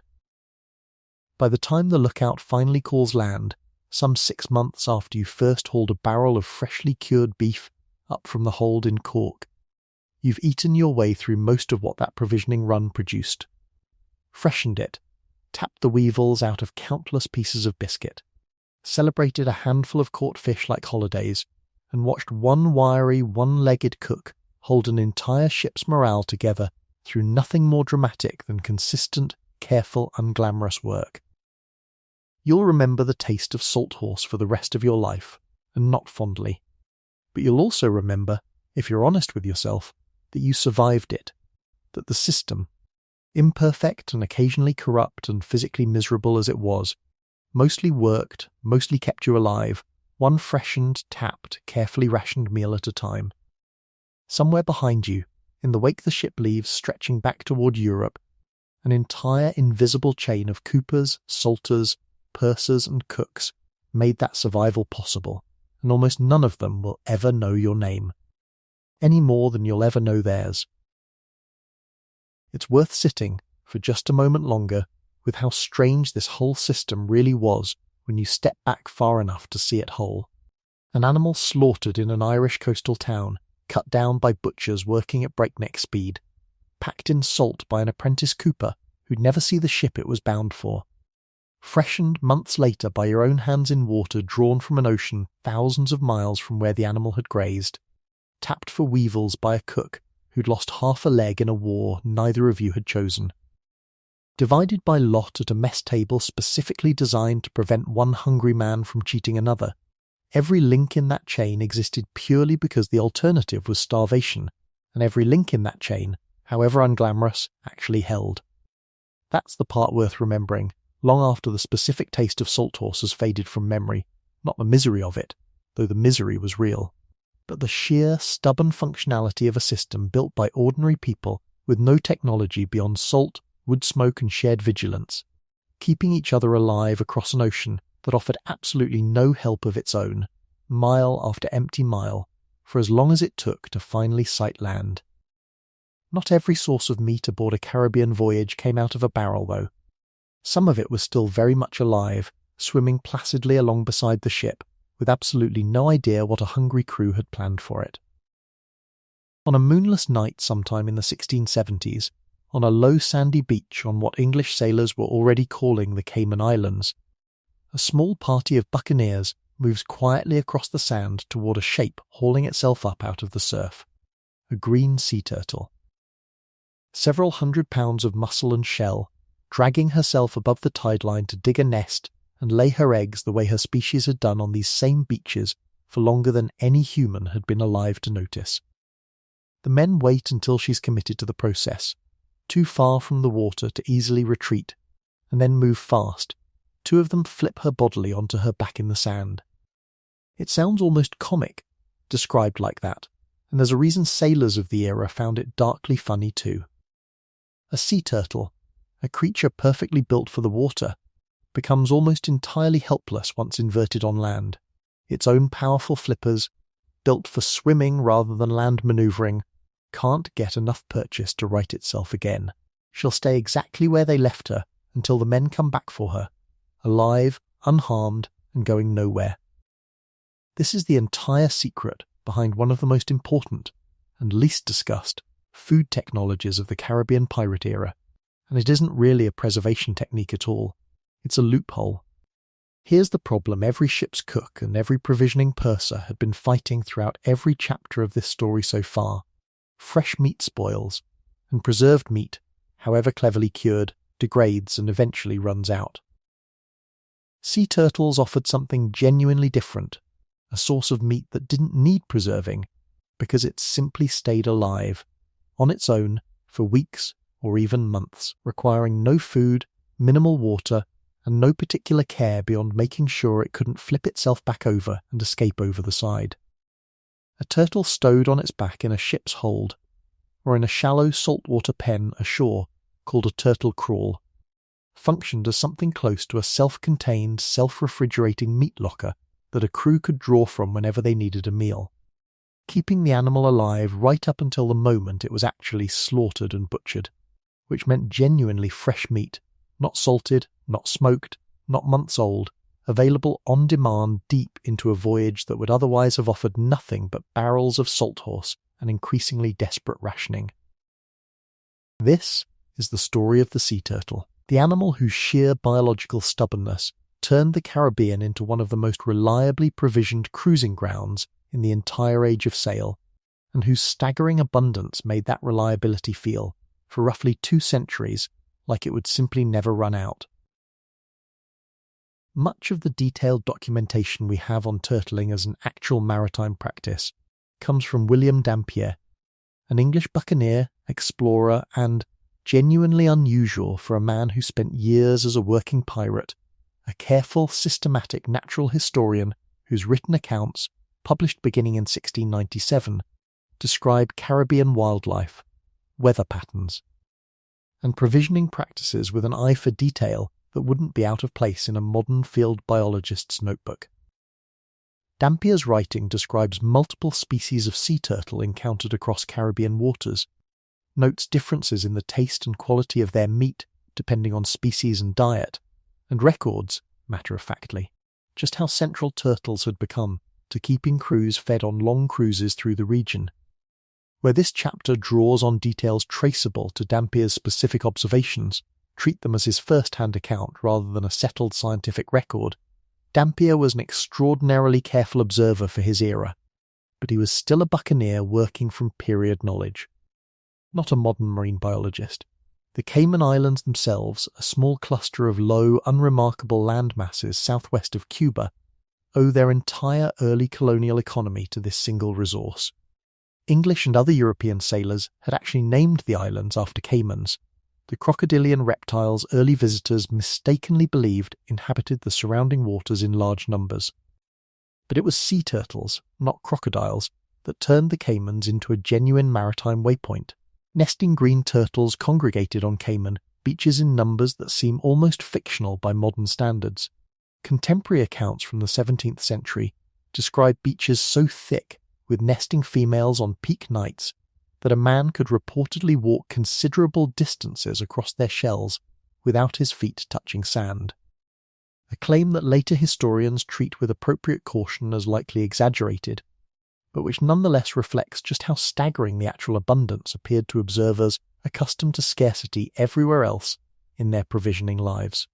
Ships bound through the region routinely altered their planned routes specifically to swing past the Caymans and take on turtles before continuing a longer voyage, treating the islands less as a destination in their own right and more as a reliable meat depot, the 17th century equivalent of knowing exactly which highway exit has a decent truck stop. A single vessel might take aboard a dozen or more turtles in a single visit, each one representing hundreds of pounds of meat that would keep, alive and fresh, far longer than anything a barrel could offer. Turtle meat itself was prepared in multiple ways depending on which part of the animal was being used, the flippers and lighter meat sometimes stewed. Richer cuts occasionally salted for longer storage the same way beef or pork would be, and the fat rendered down into oil that had its own uses both in cooking and, some accounts suggest, in basic lamp fuel and ship's maintenance.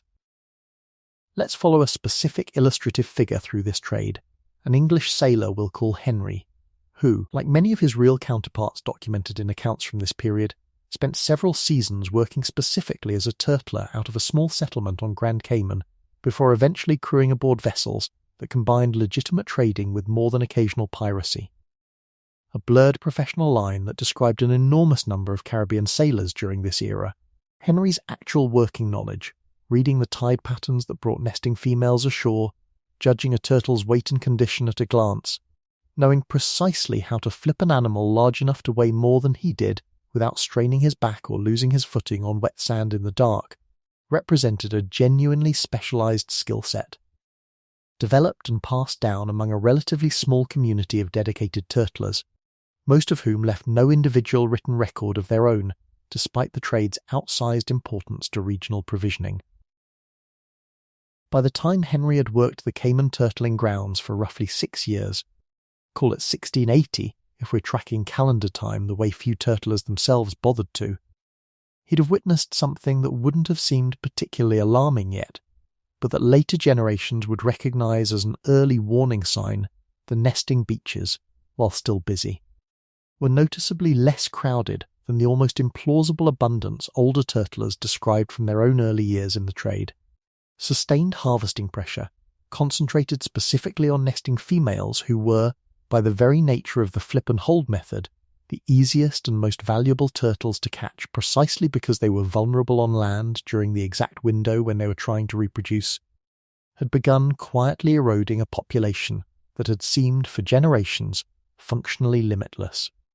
The mechanism behind that decline is worth understanding in a little more depth, because it's genuinely one of the earliest well-documented examples of human overharvesting collapsing a marine population across the whole Atlantic world, a pattern that would repeat itself, with different species, again and again in the centuries since.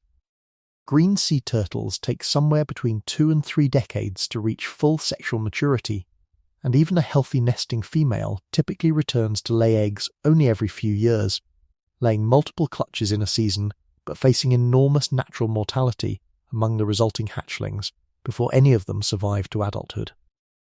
A harvesting method that specifically targeted nesting adults, the exact individuals actively contributing to the next generation, caught at the exact moment they were most committed to that effort, represented, in hindsight, close to the worst possible way to exploit the population sustainably, even though nobody involved in the 17th century trade had any conceptual framework for thinking about sustainability in those terms at all.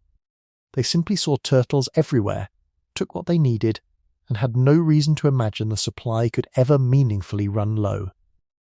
By the time you reach the 18th century, turtle populations across the most heavily worked Caribbean grounds, including the Caymans, showed clear and repeatedly documented signs of decline, with contemporary accounts noting smaller nesting numbers, smaller average turtle sizes, as the biggest, oldest breeding females were disproportionately removed from the population, and longer, less reliable searches required to secure the same catch that earlier generations of turtlers had taken almost for granted. Competition over increasingly scarce turtling grounds occasionally sharpened tensions between rival crews and colonial claims to particular islands and coastlines, a smaller, quieter echo of the larger imperial competition playing out across the Caribbean during the same period. Fought this time not over gold or strategic ports, but over nesting beaches. Meanwhile, back in England, an odd cultural countercurrent was developing that makes the whole story even stranger in retrospect. Turtle meat, and specifically turtle soup made from the animal's gelatinous flesh, had become, by the middle of the 18th century, a genuine delicacy among wealthy English diners, served at formal banquets and civic feasts as a mark of luxury and status. A remarkable transformation for a food that had started its documented Atlantic history as desperate provisioning fare for hungry pirates and buccaneers. Live turtles were shipped from the Caribbean directly to England specifically to supply this fashionable demand, kept alive for the journey, using precisely the same flip and hold method Henry and his fellow turtlers had perfected generations earlier, repurposed now for an entirely different kind of customer. as genuine turtle grew scarcer and more expensive through the following century. Enterprising cooks developed a substitute dish using calf's head to approximate the texture and gelatinous richness of real turtle meat at a fraction of the cost, a dish that became known, with a certain wry honesty about what it actually was, as mock turtle soup, a name still recognisable today to anyone who's encountered it in older literature. Long after most people have forgotten, it exists specifically because the real thing had become too rare and too expensive for ordinary tables. There's a genuine thread of hope buried at the tail end of this story, even though it took a very long time to arrive. Sustained conservation efforts targeting Caribbean sea turtle populations, including protected nesting beaches, harvesting restrictions, and dedicated breeding and research programs. The Cayman Islands themselves eventually established a conservation centre specifically dedicated to green turtle breeding and population recovery in the latter half of the 20th century, have allowed some populations to begin recovering after centuries of essentially unregulated exploitation. It's slow, uneven work, nothing like the effortless abundance Henry's generation of turtlers once took for granted, and full recovery, where it's happening at all, is measured in decades rather than years. But it stands as one of the clearer examples in this whole story of humans eventually recognising a mistake made across centuries of short-term thinking, and doing something, however belatedly, to try to correct it. Henry himself, in this illustrative version of events, never saw any of that later recovery. He'd have been long dead by the time anyone thought seriously about turtle conservation as a formal concept. What he'd have known instead was simply this: a trade that fed him, and fed thousands of hungry sailors across 2 centuries of Caribbean voyaging, built entirely on an animal's inconvenient biology, its inability to right itself once flipped onto its back, and on an abundance so vast it genuinely seemed, to the men living through its peak, like it could never possibly end. It ended anyway. Almost everything does, eventually, when enough hungry people decide the supply looks infinite. It's worth distinguishing between the different species involved, since period accounts, including Dampier's, weren't always careful about it, and modern readers can easily flatten sea turtle into a single generic animal when the trade actually depended on real differences between them. The green turtle, prized specifically for the quality and abundance of its meat, formed the backbone of the provisioning trade Henry and his fellow Cayman turtlers worked. The hawksbill turtle, by contrast, was hunted less for meat. Its flesh carried a reputation, not entirely undeserved depending on the animal's diet, for occasional toxicity, and more for its strikingly patterned shell, which supplied the tortoise-shell material used across Europe for combs, jewellery. And decorative inlay work, an entirely separate trade running in parallel to the meat trade but drawing on the same coastal hunting grounds, and, ultimately, contributing its own pressure toward the same long-term population decline.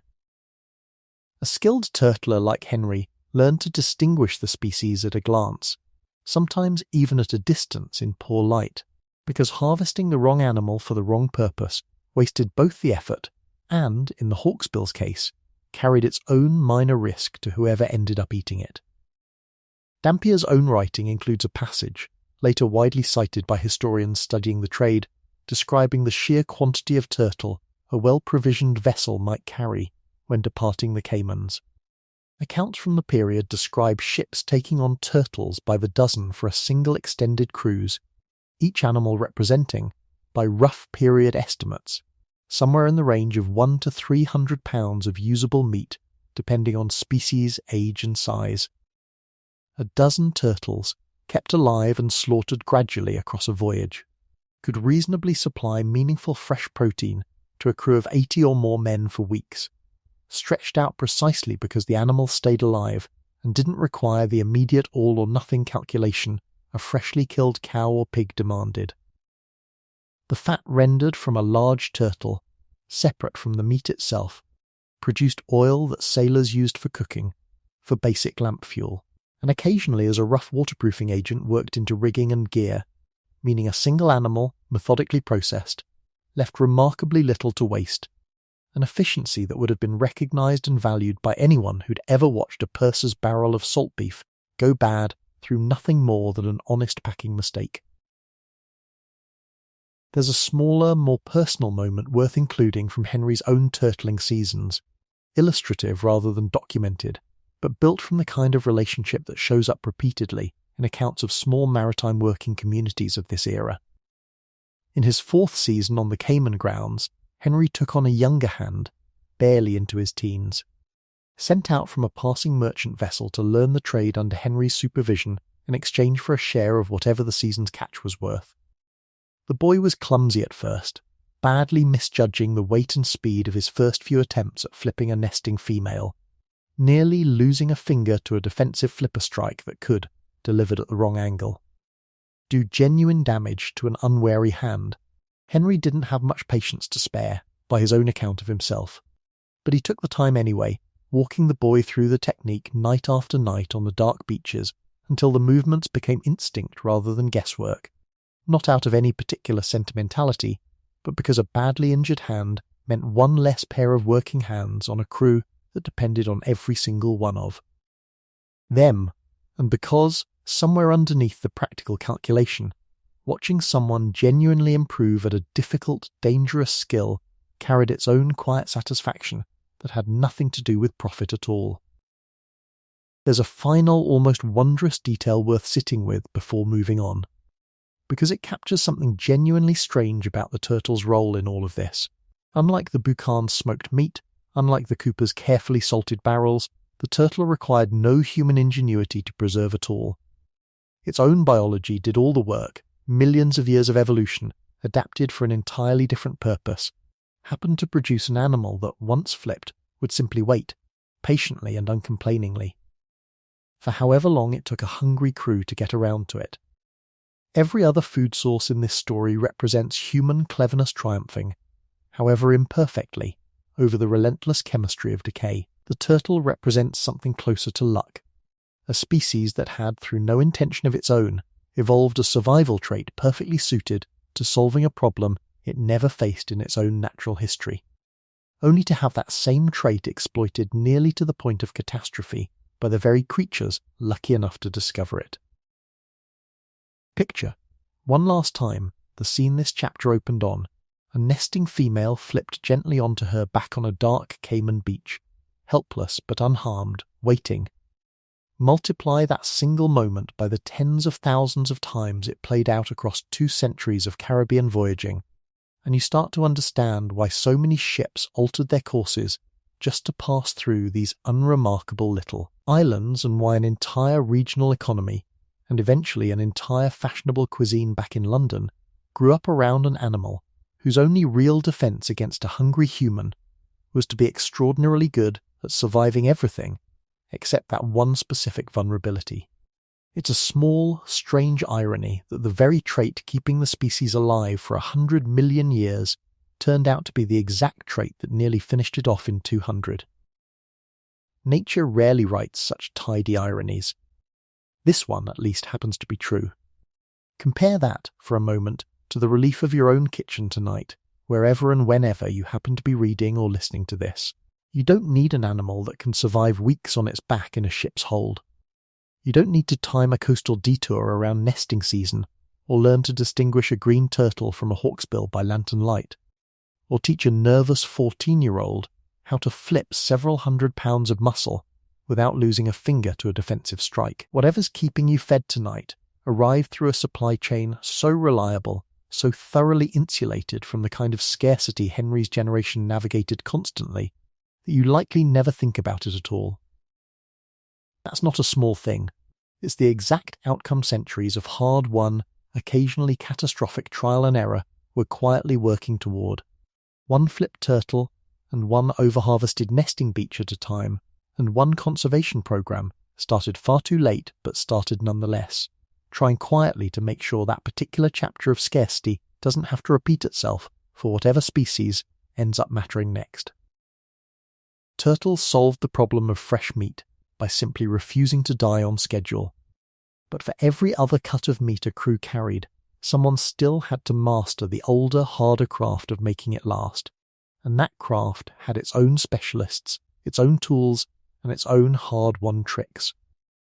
Your lantern throws a small, swaying circle of light across rows of barrels, stacked 3 deep in the hold, and the first thing you notice, 6 weeks into this voyage, is the smell of wet oak competing with the smell of salt meat, a smell you've learned to distinguish instantly from the deeper, wronger smell of a barrel that's actually failing. You're the ship's cooper, which means this cramped, low-ceilinged space below decks is effectively your workshop, your responsibility, and on the bad days, your personal nightmare. A wooden barrel isn't a static container the way a modern sealed can is. It's a living structure, built from curved staves held together by iron or wooden hoops under tension, and every single one of those staves expands and contracts constantly with changes in humidity, temperature, and the general violence of a ship's motion through rough water.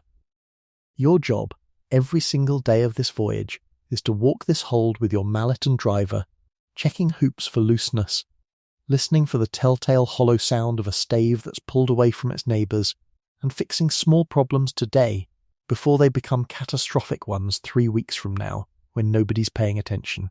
Here's the comforting version of what coopering aboard ship involves. The version you might have imagined before you actually signed on. Minor touch-ups, the occasional loose hoop, mostly routine inspection work. The bad news is that a barrel packed back in port, however carefully, still has to survive months of a ship's constant rolling. Sudden temperature swings as the vessel moves between latitudes, and the simple wear of hundreds of gallons of liquid or tightly packed meat pressing outward against wood that was never going to last forever. You've already replaced 2 full hoops this week alone, on a barrel that seemed perfectly sound when you checked it 8 days earlier, and you've learned, the hard way, that seemed sound and is sound are 2 very different claims when you're dealing with wood that spent its whole working life soaked in brine and salt water. Meet Samuel, your cooper's mate, a role he's held for going on 3 years now, ever since a Royal Navy frigate captured the merchant vessel he'd been serving on as an enslaved deckhand and the ship's company, following a pattern documented across a genuine number of pirate and privateer crews of this era, though certainly not all of them, voted to bring him aboard as a full member under their articles rather than treating him as property to be sold or handed over. Samuel's specific gift, the thing that's made him genuinely indispensable rather than merely useful, is an almost uncanny ear for the sound a compromised stave makes when tapped, a skill he developed. He'll tell you if you ask on a quiet evening. From years spent as a boy listening for cracks in ceramic pots back on the plantation where he'd first been enslaved before his eventual sale into ship service. He can identify a hairline fracture in green oak through 2 inches of packed salt beef and a layer of brine, working purely by sound and the faint vibration transmitted back through his mallet handle, a skill that would have been utterly unremarkable to him and completely invisible to you if he hadn't spent the better part of an hour last week teaching you what to actually listen for. By your 3rd week working alongside Samuel, you've assembled a working knowledge of the actual repair kit a ship's cooper carries, and it's more extensive than you expected before you signed on. Spare iron hoops, sized for the various barrel diameters carried aboard. A supply of oakum, loose hemp fibre, often treated with tar, used for packing gaps and reinforcing seals. Pitch, kept warm and workable in a small pot near the galley fire whenever weather allows, used to seal barrel heads and patch minor stave cracks before they become major ones. A driver and mallet for setting hoops tight without splitting the wood beneath them. A tool combination that hasn't changed meaningfully in centuries, and in fact wouldn't look especially foreign to a cooper working 200 years earlier or 200 years later. It's unglamorous equipment for an unglamorous job, and you've come to respect it the same way you've come to respect Samuel's ear for a failing stave, not because either one is exciting, but because both, quietly and consistently, stand between the crew and a hold full of ruined provisions.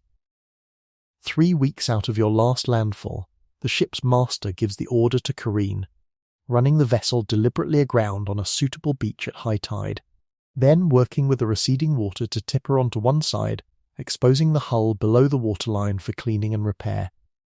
It's a routine maintenance necessity for any wooden vessel operating in warm tropical waters, where marine growth and shipworm can seriously compromise a hull's integrity if left unaddressed for too long. But it's also, for you and Samuel, an opportunity too valuable to waste, a chance to properly restock and repair provisions using resources not available at sea. While the bulk of the crew scrapes barnacles and burns off weed and worm damage from the exposed hull, you and Samuel haul the remaining meat barrels ashore, along with your full repair kit, to properly assess and recure anything that started to turn during the preceding weeks at sea.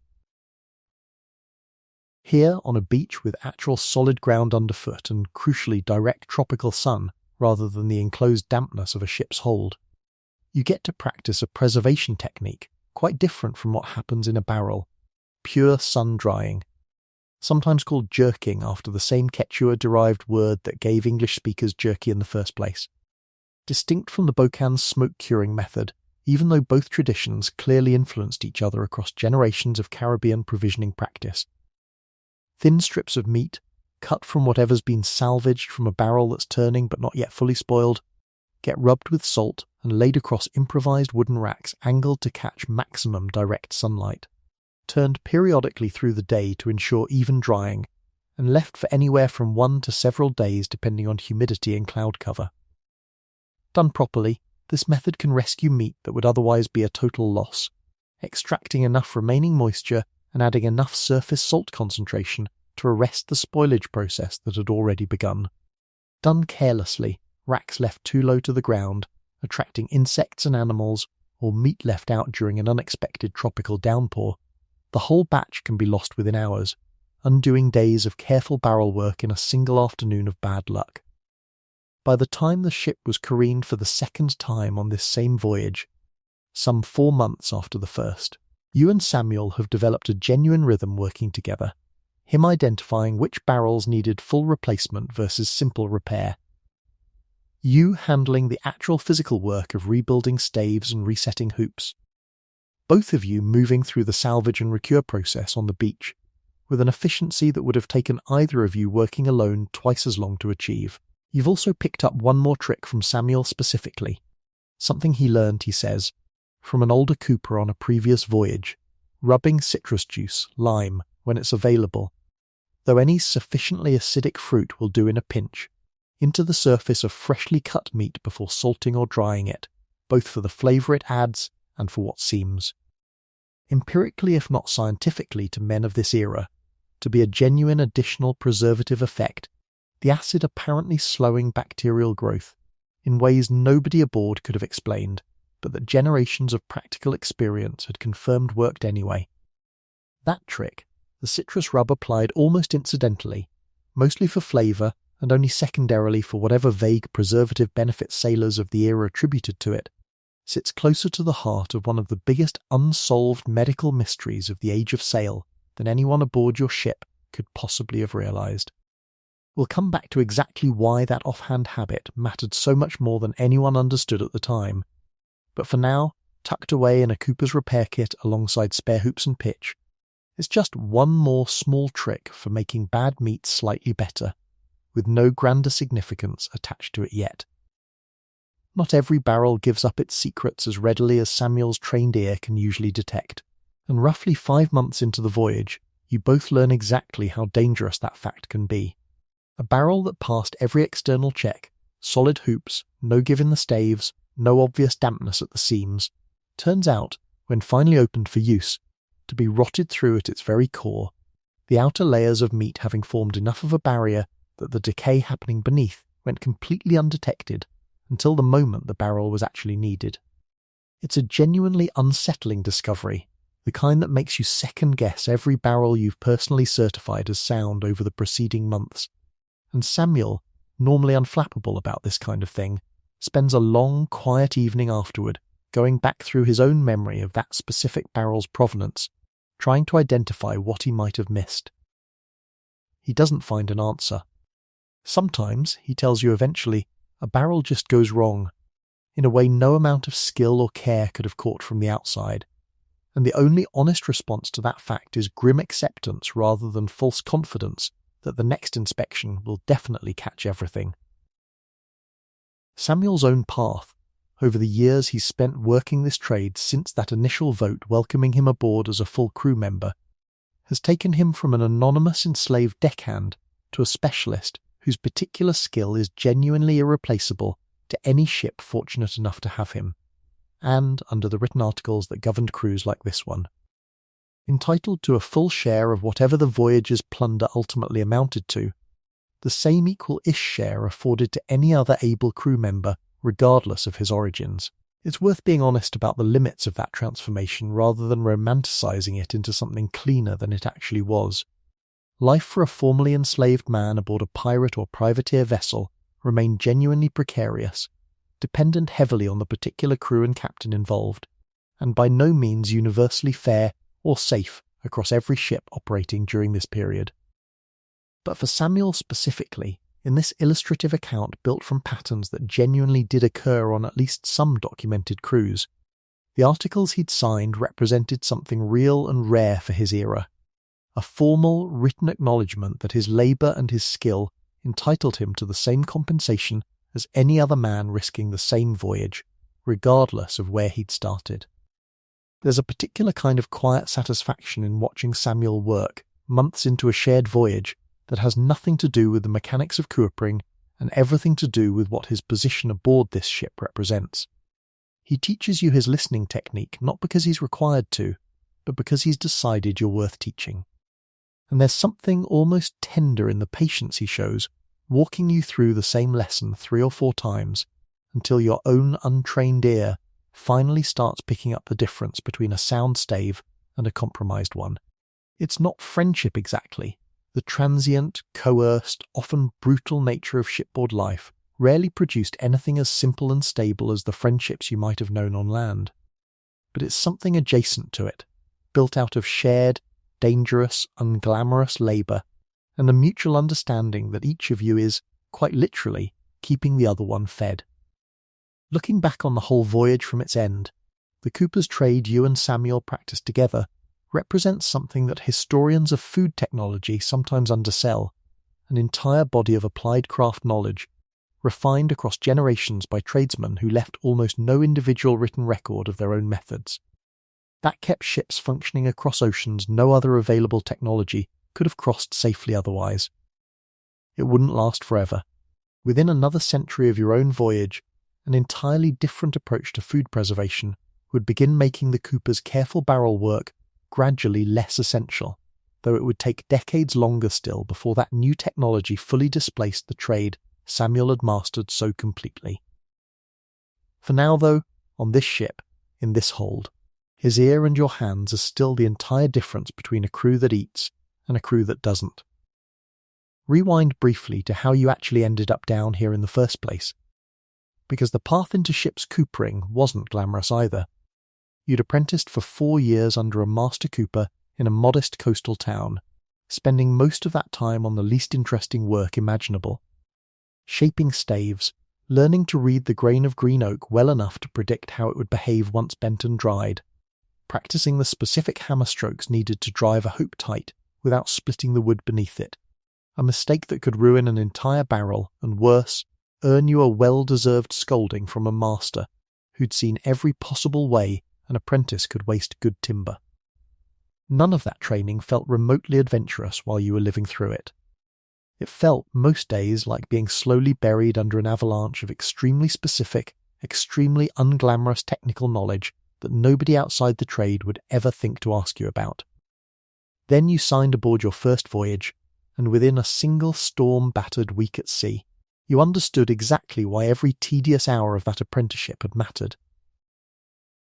That first real test came roughly 2 months into the voyage, during a squall violent enough that the ship's master ordered everyone below who wasn't actively needed on deck.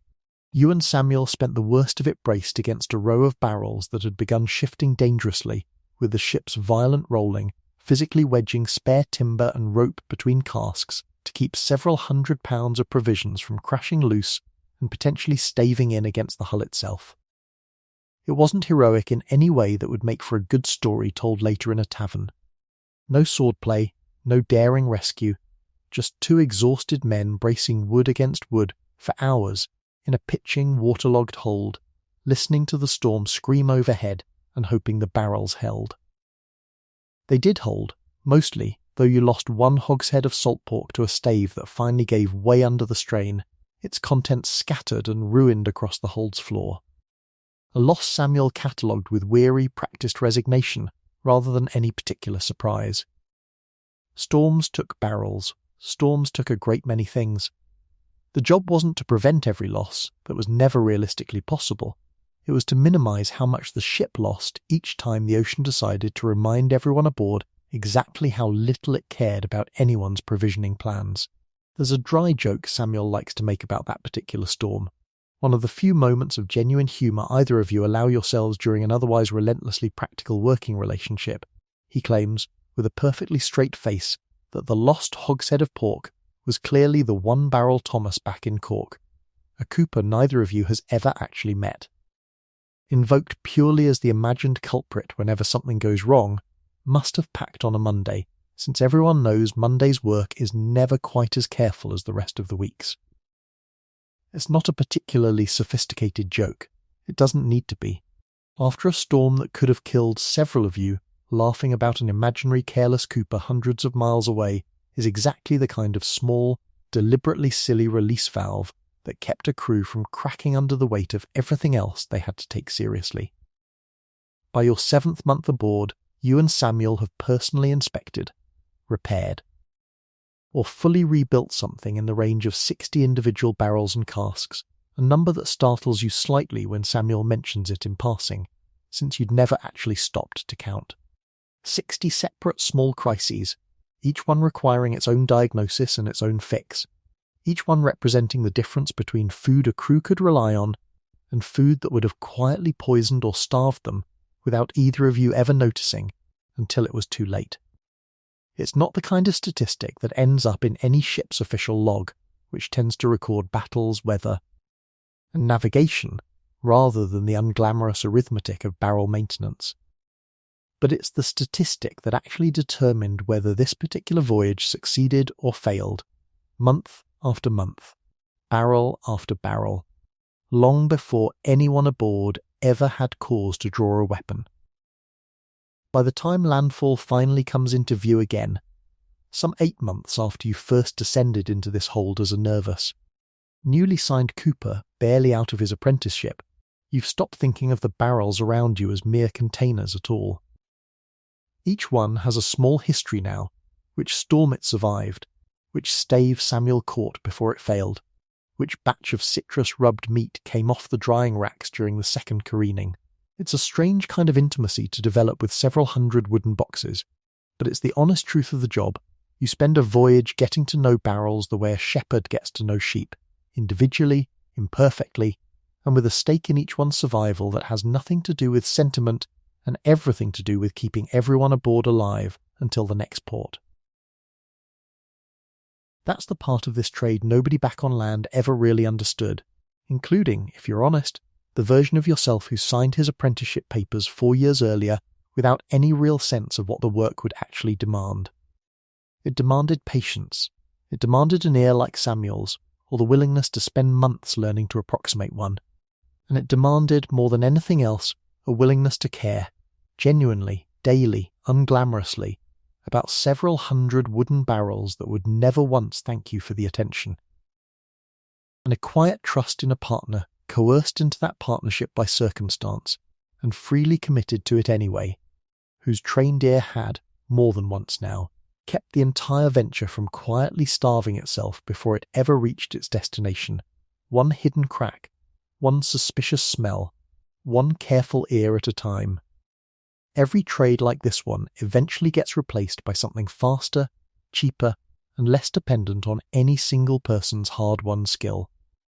Coopering would be no exception, though neither you nor Samuel could have guessed, standing in that hold together, exactly what would eventually make barrels like these obsolete, or how much longer the trade still had left to run before that change finally arrived.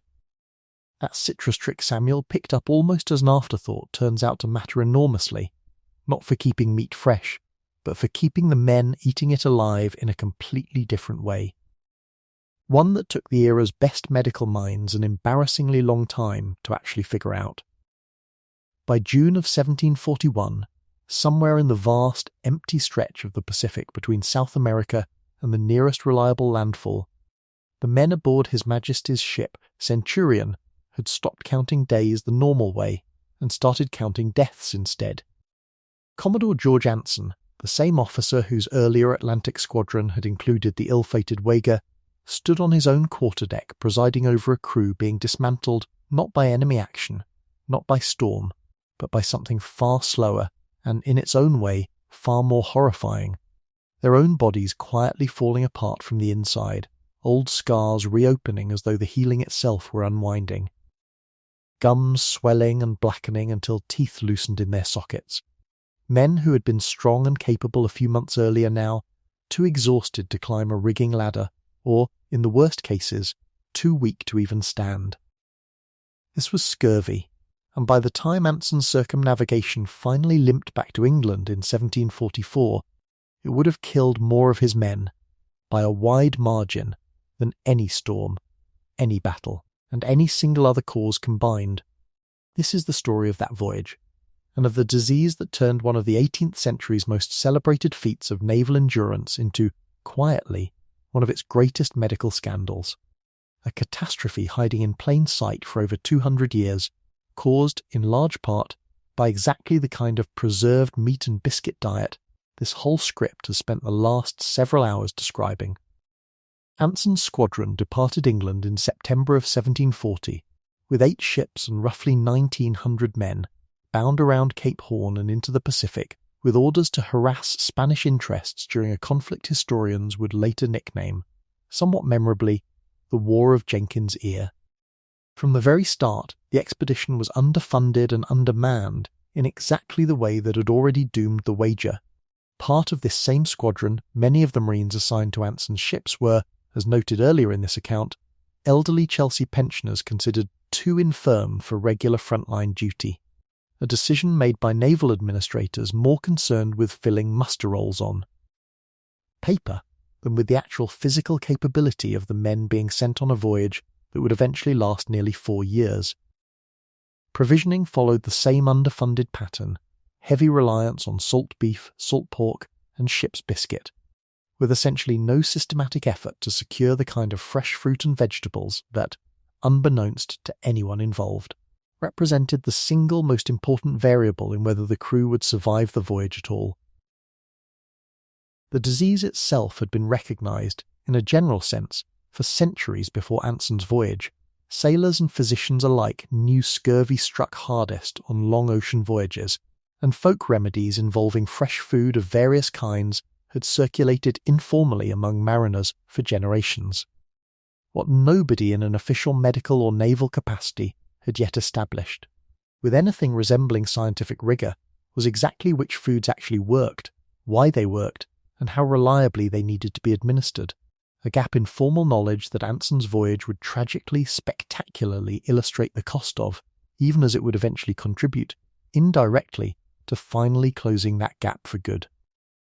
By the time Anson's ships had rounded Cape Horn, a passage so violent and prolonged that it alone took a severe toll on the crew's health before scurvy had even fully set in, the squadron had already been reduced from 8 ships to a handful, several vessels having turned back or become separated in the brutal weather.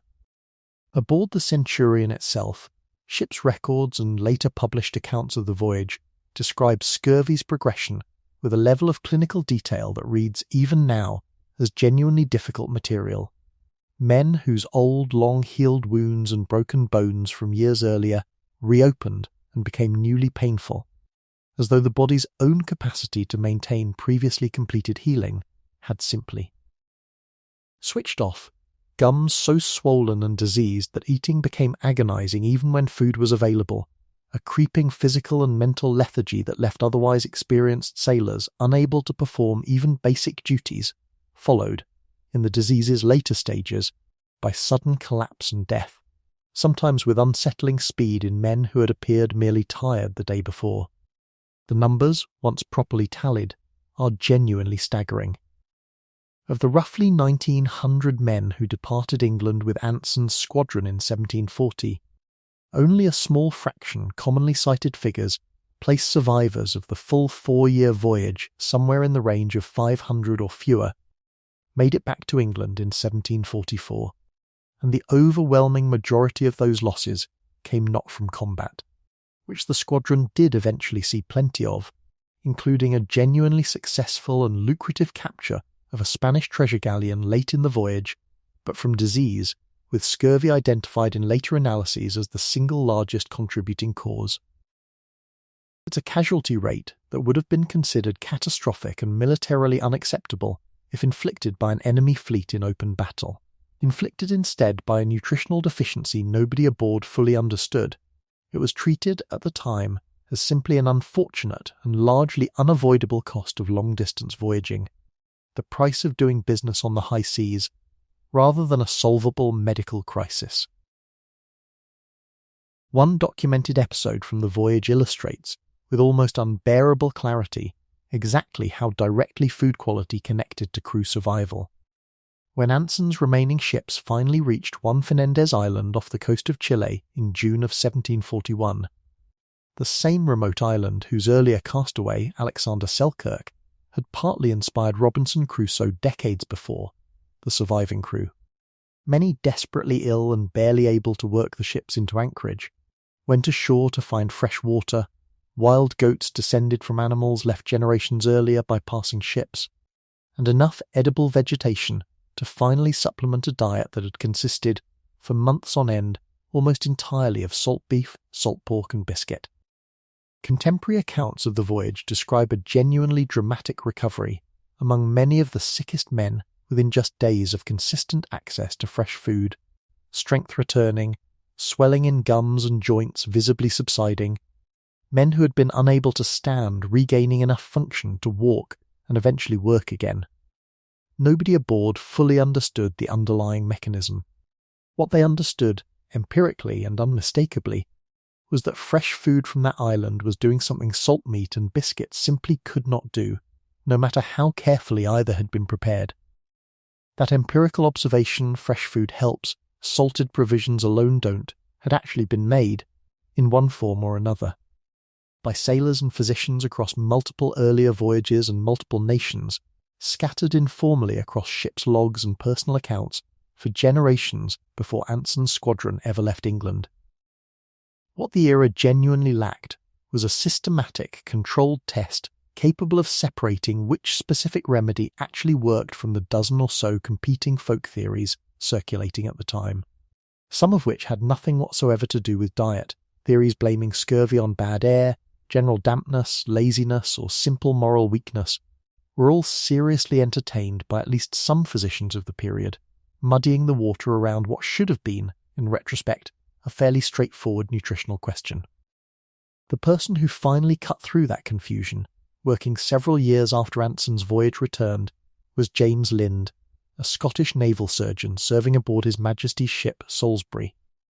In 1747, Lind conducted what many historians of medicine now consider one of the earliest genuinely controlled clinical trials in the history of Western medicine, dividing 12 sailors suffering from scurvy into 6 pairs, each pair receiving a different proposed remedy alongside their standard rations: cider, diluted sulfuric acid, vinegar, seawater, a mixture of various medicinal pastes, and, for the 6th pair, 2 oranges and 1 lemon daily. Within roughly a week, the results were unambiguous enough that Lind himself recorded them plainly. The pair receiving citrus fruit showed dramatic, rapid improvement, well beyond any of the other 5 groups, with one man recovering enough to return to duty, and the other nearly recovered as well.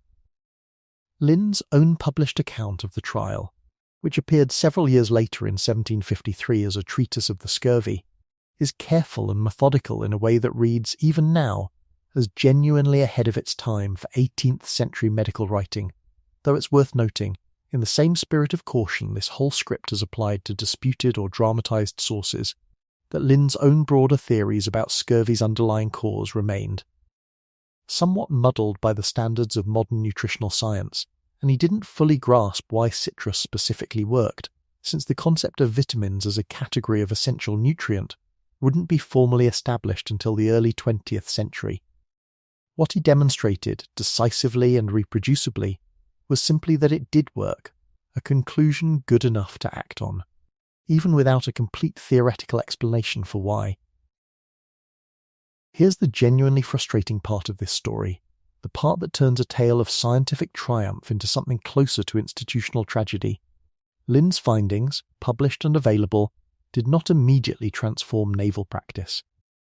Bureaucratic inertia, competing theories still circulating among influential physicians, the logistical challenge and expense of reliably supplying citrus fruit to every ship in a global fleet, and simple institutional slowness to adopt new practices, meant that decades passed between Lynn's 1747 trial and the Royal Navy's eventual formal adoption of regular citrus rations for its sailors.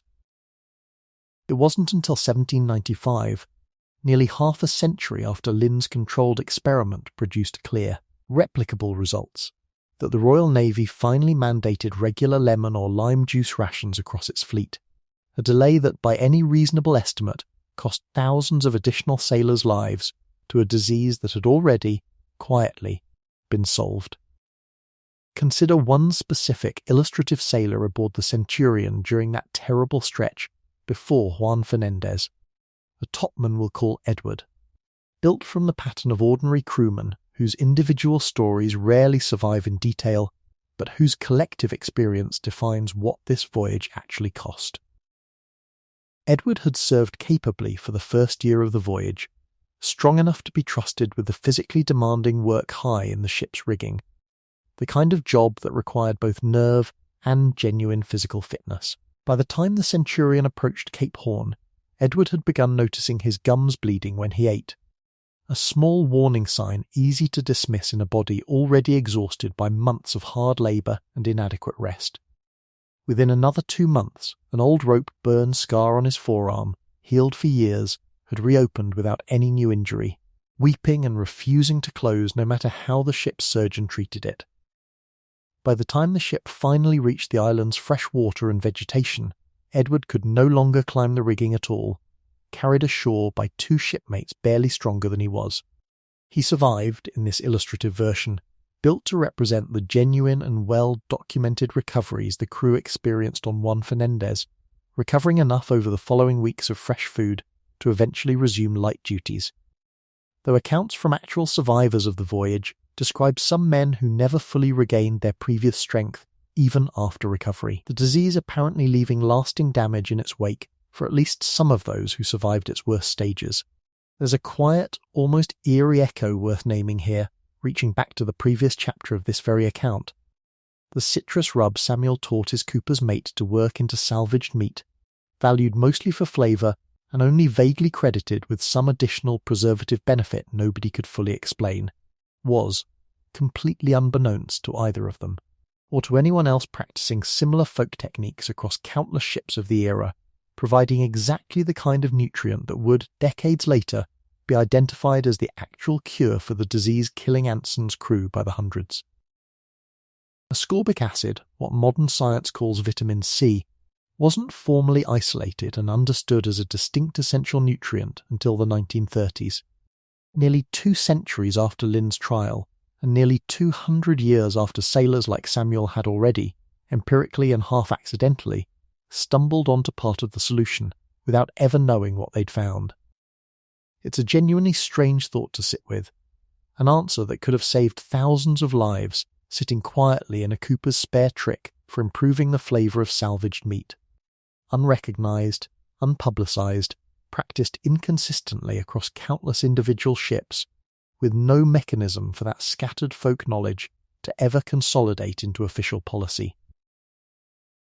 By the time you reach the end of this chapter, it's worth pausing on just how much needless suffering separated Lynn's clear 1747 results from the Navy's eventual 1795 policy, nearly 50 years, measured not in abstract time, but in thousands of individual sailors who suffered, and in a great many cases died from a disease that had already, quietly, been solved. It's not a triumphant story, not entirely. It's a story about how slowly institutions sometimes move even after the truth is sitting plainly in front of them, verified, published, and available to anyone willing to read it carefully. But it's also genuinely a story with a happy ending buried inside the frustrating one. The disease that killed roughly 1,400 of Anson's men eventually did get solved, permanently, reliably, and the solution was simple enough that British sailors would carry the nickname limeys for generations afterward. A label that started as a slur about their daily ration and ended up, almost affectionately, as a permanent linguistic monument to the citrus that finally, belatedly, stopped killing them. The official published account of Anson's voyage, compiled afterward by the expedition's chaplain Richard Walter, and released in 1748 as A Voyage Round the World, became one of the best-selling travel narratives of its century. Read across Europe by audiences hungry for tales of adventure, plunder and endurance at the edge of the known world. What's striking, reading modern historical analysis of that narrative alongside the underlying muster records and surgeons' logs, is how much the popular published version emphasised the voyage's genuine triumphs, the capture of that Spanish treasure galleon, the successful circumnavigation itself, Anson's eventual promotion and honours, while treating the staggering death toll from scurvy as almost a background detail, a grim but unremarkable feature of long-distance voyaging rather than the central, largely preventable catastrophe modern readers can now recognise it as. It's a pattern that shows up constantly across this whole subject, the dramatic, celebrated version of history and the quiet, deadly logistical failure running underneath it rarely get equal billing, and it's almost always the quiet failure that actually determined how many men came home. Roughly 3 decades after Anson's voyage, Captain James Cook set out on the first of his own major Pacific expeditions with a very different approach to crew health, incorporating multiple anti-scorbutic measures, including sauerkraut, maltwort, and a general emphasis on securing fresh provisions at every opportunity. That, whatever the precise scientific merit of each individual measure by modern standards, collectively produced a dramatically better outcome than Anson's squadron had achieved. Cook's own voyages, while not entirely scurvy-free, avoided anything approaching the catastrophic mortality rates that had devastated Anson's crews, and Cook himself was later honoured specifically for his success in preserving his men's health across genuinely extended ocean voyages, recognition that, in hindsight, reflects real institutional learning, however incomplete and however slow. In the decades separating the 2 expeditions, there's room for exactly one dry joke in this chapter, and it's the kind that only works because the underlying history is so genuinely grim.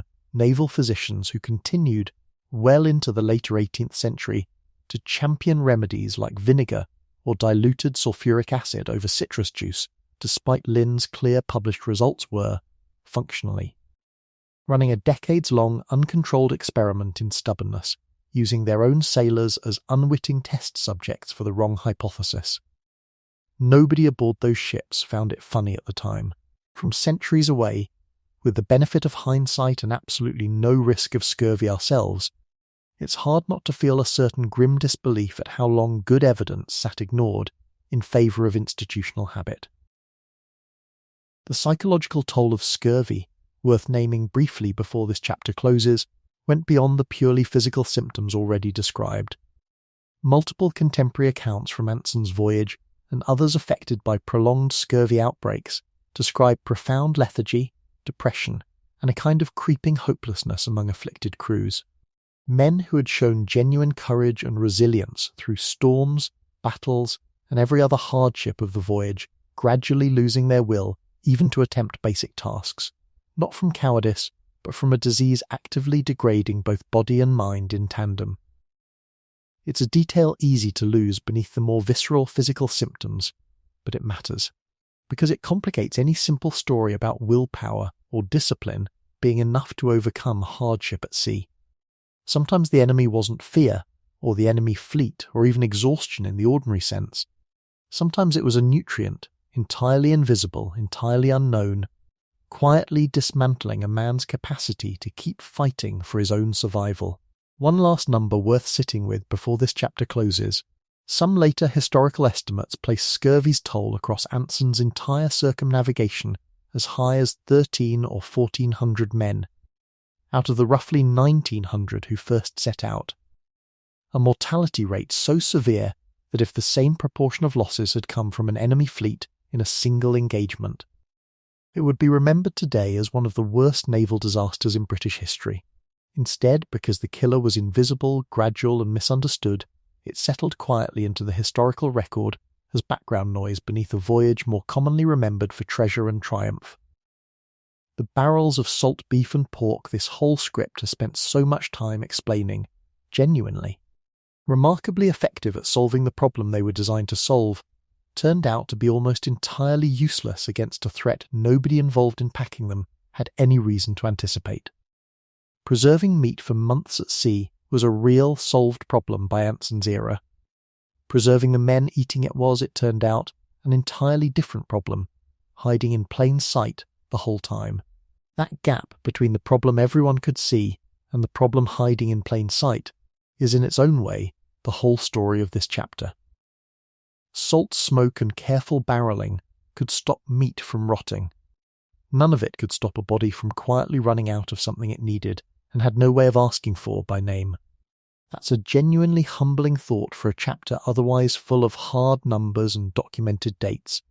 For all the ingenuity this whole story has celebrated, the boucan, the brine trough, Samuel's trained ear, none of it touched the actual disease killing the largest share of these men. It took an entirely different kind of attention, a controlled trial rather than a clever trick, to finally see what centuries of careful meat preservation had never been designed to address in the first place. Solving scurvy took nearly a century of institutional stumbling. Solving the barrel itself, replacing it with something faster, more reliable, and far less dependent on any one cooper's trained ear, happened considerably faster, once the right idea finally showed up. You're standing on the deck of a Royal Navy vessel in the autumn of 1813, holding a heavy iron cylinder about the size of a large drum, and you genuinely have no idea what to do with it. There's no label in the modern sense, just a stenciled marking indicating contents and a packing date, and the supply officer who issued it to you seems only marginally more confident about the correct procedure than you are. Welcome to one of the strangest transitional moments in this entire story. The first tentative Royal Navy trials of tinned preserved meat, a technology about to make Thomas the cooper's entire trade, and Samuel's trained ear for a failing stave gradually irreversibly obsolete, though neither of them, back in their own respective centuries, could have possibly imagined it. Here's the mundane version of how this heavy iron cylinder in your hands came to exist. A French confectioner and chef named Nicolas Appert spent roughly 14 years experimenting with food preservation, driven by a prize offered by the French government under Napoleon in 1795, worth 12,000 francs, for anyone who could develop a reliable method of preserving food for the military. Campaigns that were, at the time, dragging French armies across enormous distances with supply lines just as vulnerable to spoilage as any naval provisioning chain this script has already described. Appert's solution, which he finally published in 1810 as L'Art de Conserve, involved sealing food inside glass jars, then heating those sealed jars in boiling water for a carefully timed duration.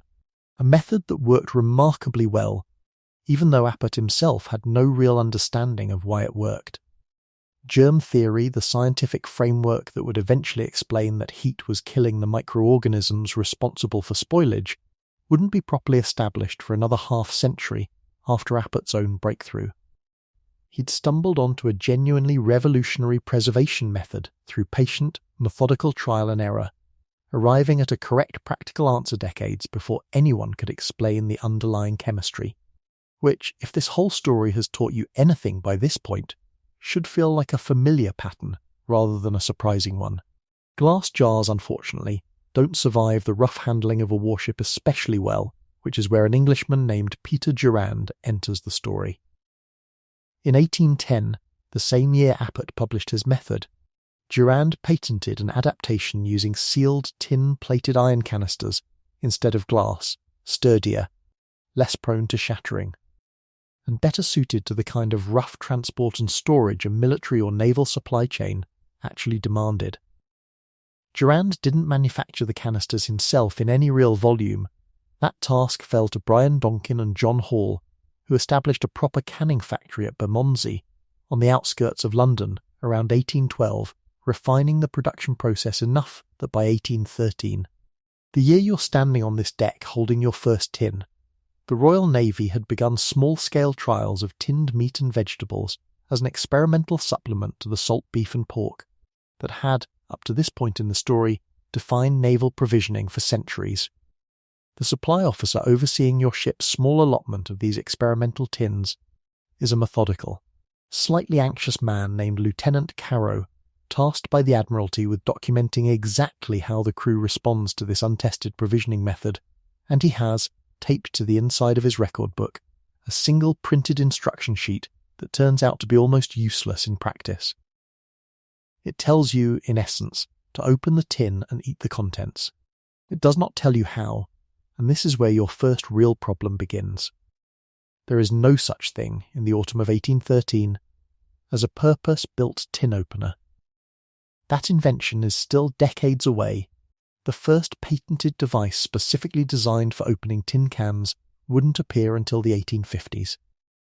And a genuinely convenient rotary opener not until 1870. Roughly 60 years after Durand's original patent made the sealed tin itself a reality. For now, the official Admiralty guidance, such as it is, recommends a hammer and chisel, applied carefully around the rim, and Lieutenant Carrow demonstrates the technique with the slightly forced confidence of a man who has practiced it exactly twice before today.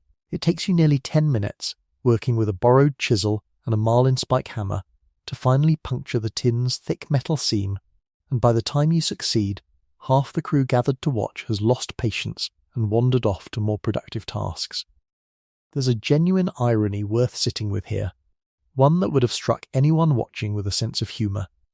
An entire technology invented specifically to make feeding sailors easier and safer had, in its first practical iteration, produced a container more difficult to actually access than any barrel Thomas or Samuel had ever worked with.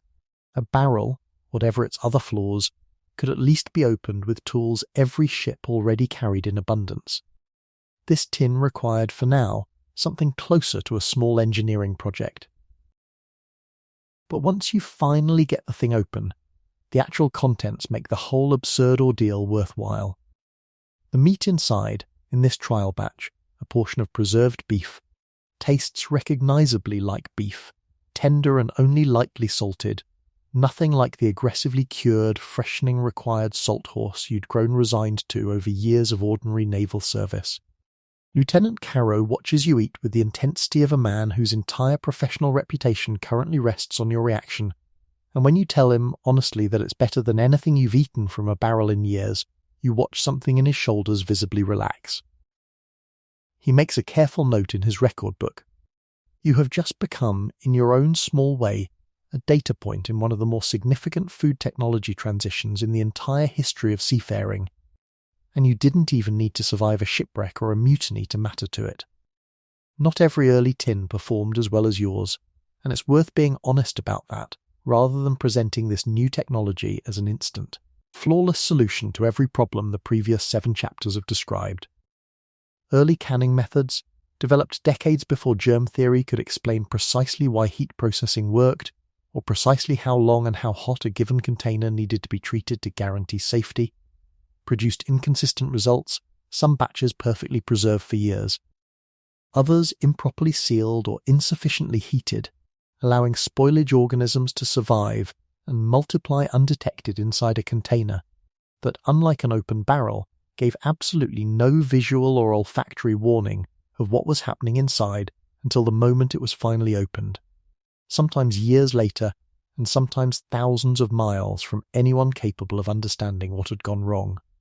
Multiple documented naval and expedition accounts across the following decades describe batches of tinned provisions arriving spoiled, despite appearing perfectly sealed and sound from the outside, a genuinely unsettling failure mode, precisely because it offered none of the warning signs Samuel had trained himself over years of practice to detect in a wooden barrel.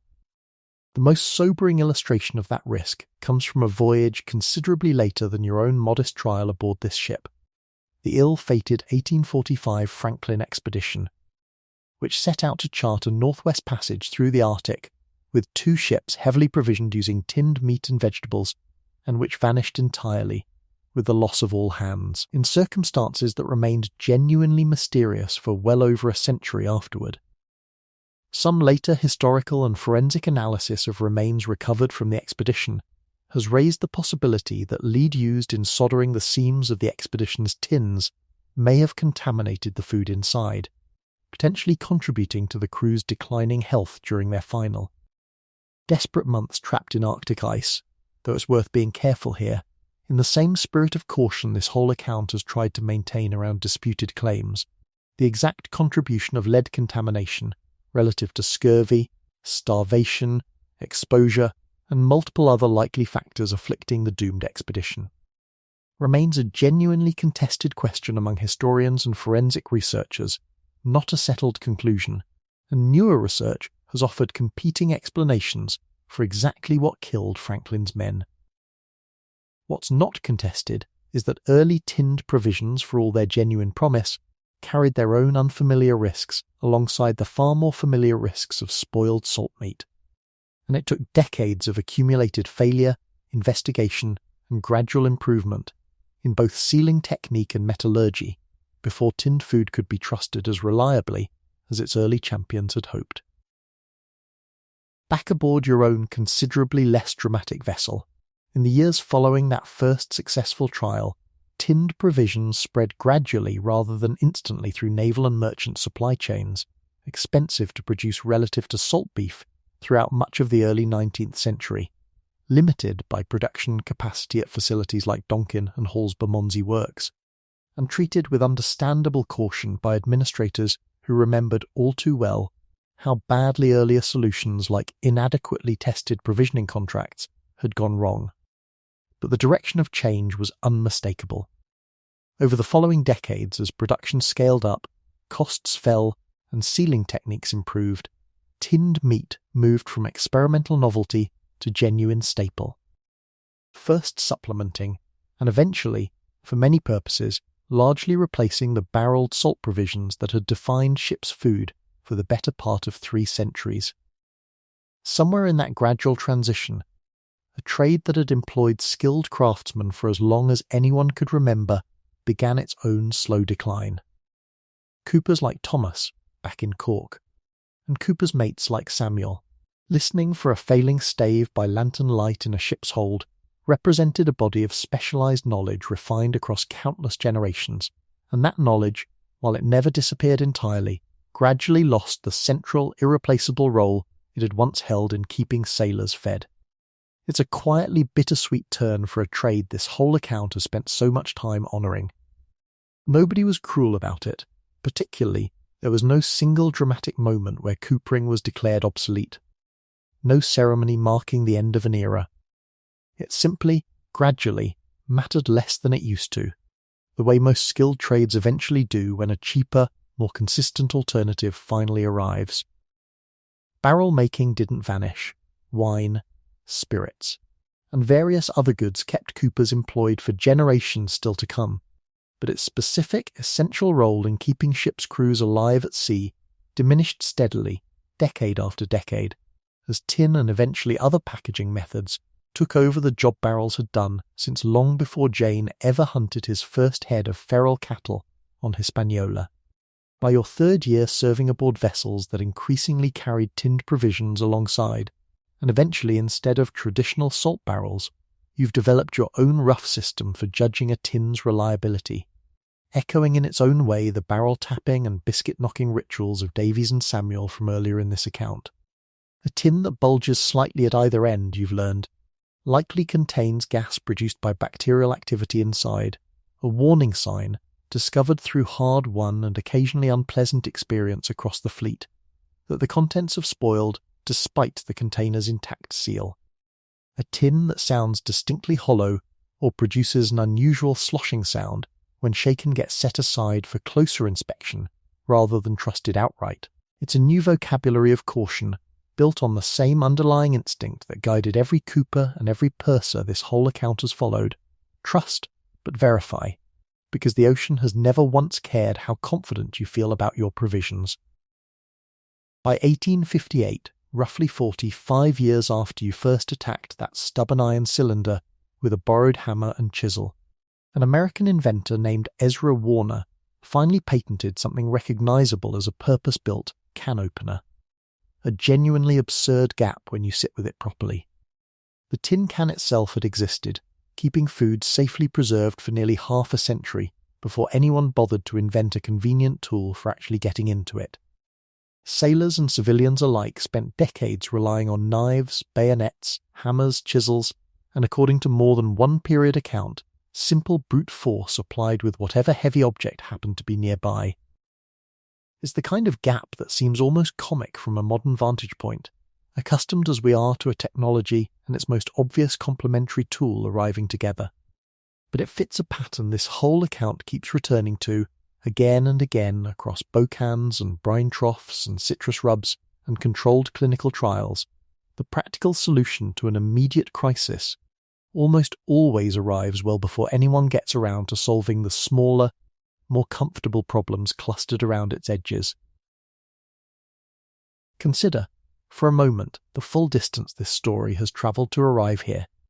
It began with Jean, crouched in tall grass on Hispaniola, waiting for a clean shot at a wild cow, so that he and his fellow hunters could smoke enough meat over a boucan to survive another season.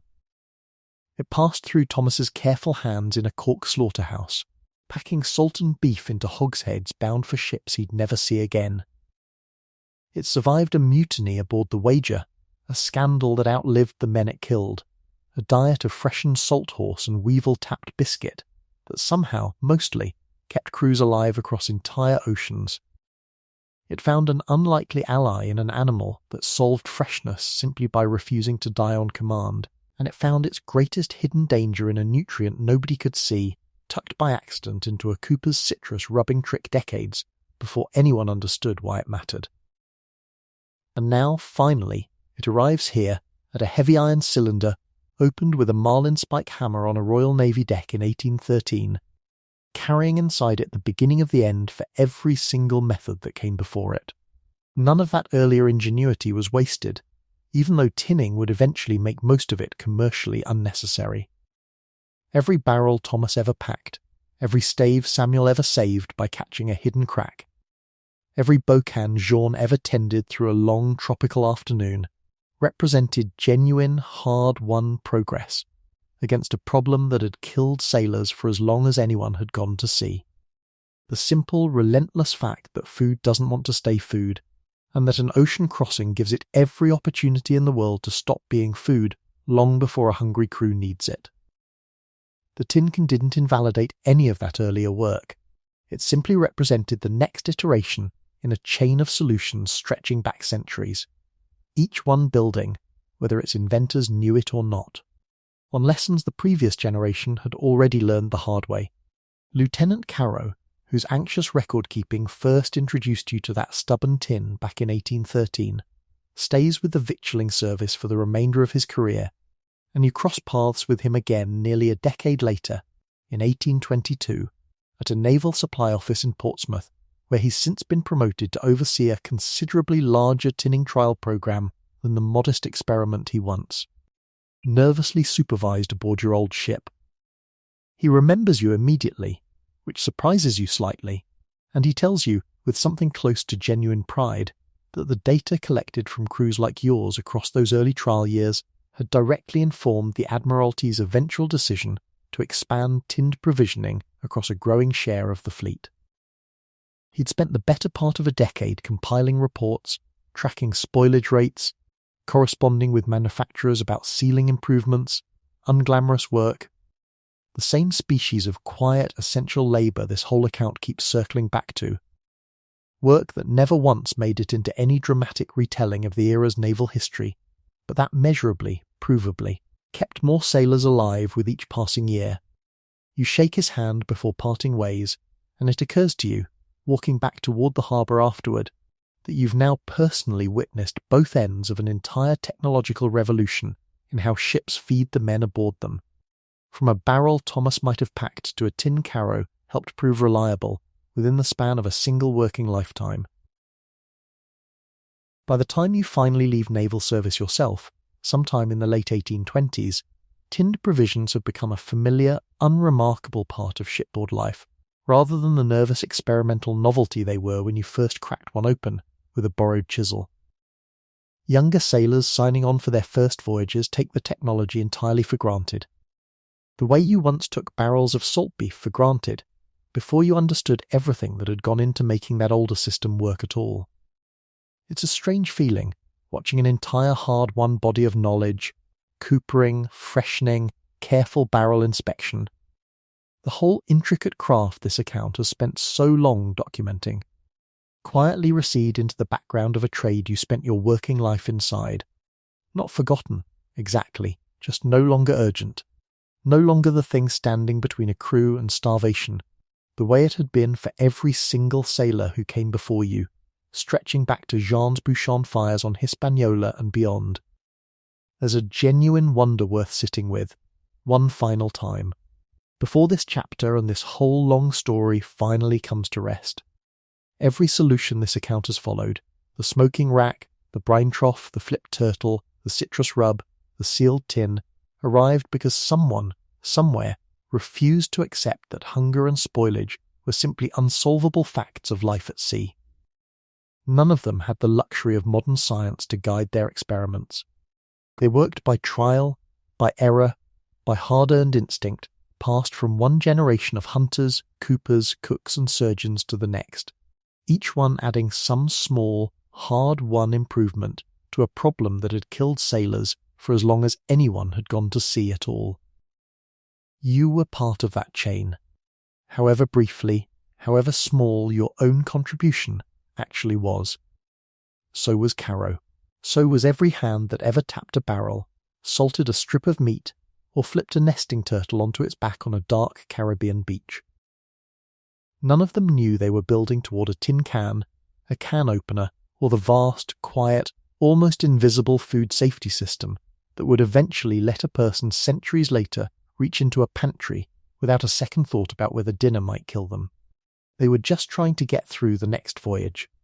That the next voyage kept teaching the one after it something new is, in the end, the entire quiet miracle this whole story has been about. A miracle built not out of any single genius or any single breakthrough, but out of thousands of ordinary people, generation after generation, refusing to let the ocean's oldest problem stay unsolved. One barrel, one bocan, one flipped turtle, and one stubborn iron tin at a time. Think back, for a moment, to where this all began. A clearing on Hispaniola at dawn, a bocan smoking quietly over green wood, a hunter named Jean waiting for a clean shot so that his crew could eat for another season. That single fire, tended by men history barely bothered to record, sat at the very start of a chain that ran through Thomas's salt-stained hands in Cork, through the wreck of the Wager and John Bulkeley's careful, angry journal, through old Davies tapping biscuit against his worktable, and a boy named William who never got to grow old, through nesting turtles flipped gently onto their backs on Cayman beaches, through Samuel's trained ear catching a hairline crack no one else could hear, through 1,400 men lost to a disease nobody understood, and a Scottish surgeon who finally proved, with 2 oranges and a lemon, exactly what would have saved them, and all the way to a stubborn iron tin you once had to open with a borrowed hammer and chisel. Every one of them was solving the same problem, in their own time, with whatever tools and knowledge they happened to have. None of them ever met each other. All of them, in their own way, were working on the same fire. You're not on that beach tonight, and you're not in that hold, and you're not standing on a Portsmouth dock shaking hands with a man who spent a decade proving a tin could be trusted. You're warm. You're wherever you actually are, in a bed or a chair, with food nearby that will still be food tomorrow, without anyone needing to salt it, smoke it, freshen it, or flip it onto its back. That ease is not an accident. It's the end product of centuries of people who never once got the luxury of taking their next meal for granted, who solved impossible problems with salt and smoke and patience, and a stubborn refusal to let the ocean win. You're warm. You're safe. Somewhere behind you, a fire that started on a Caribbean hillside 400 years ago is still, in its own quiet way, keeping you fed. Tonight, that's enough.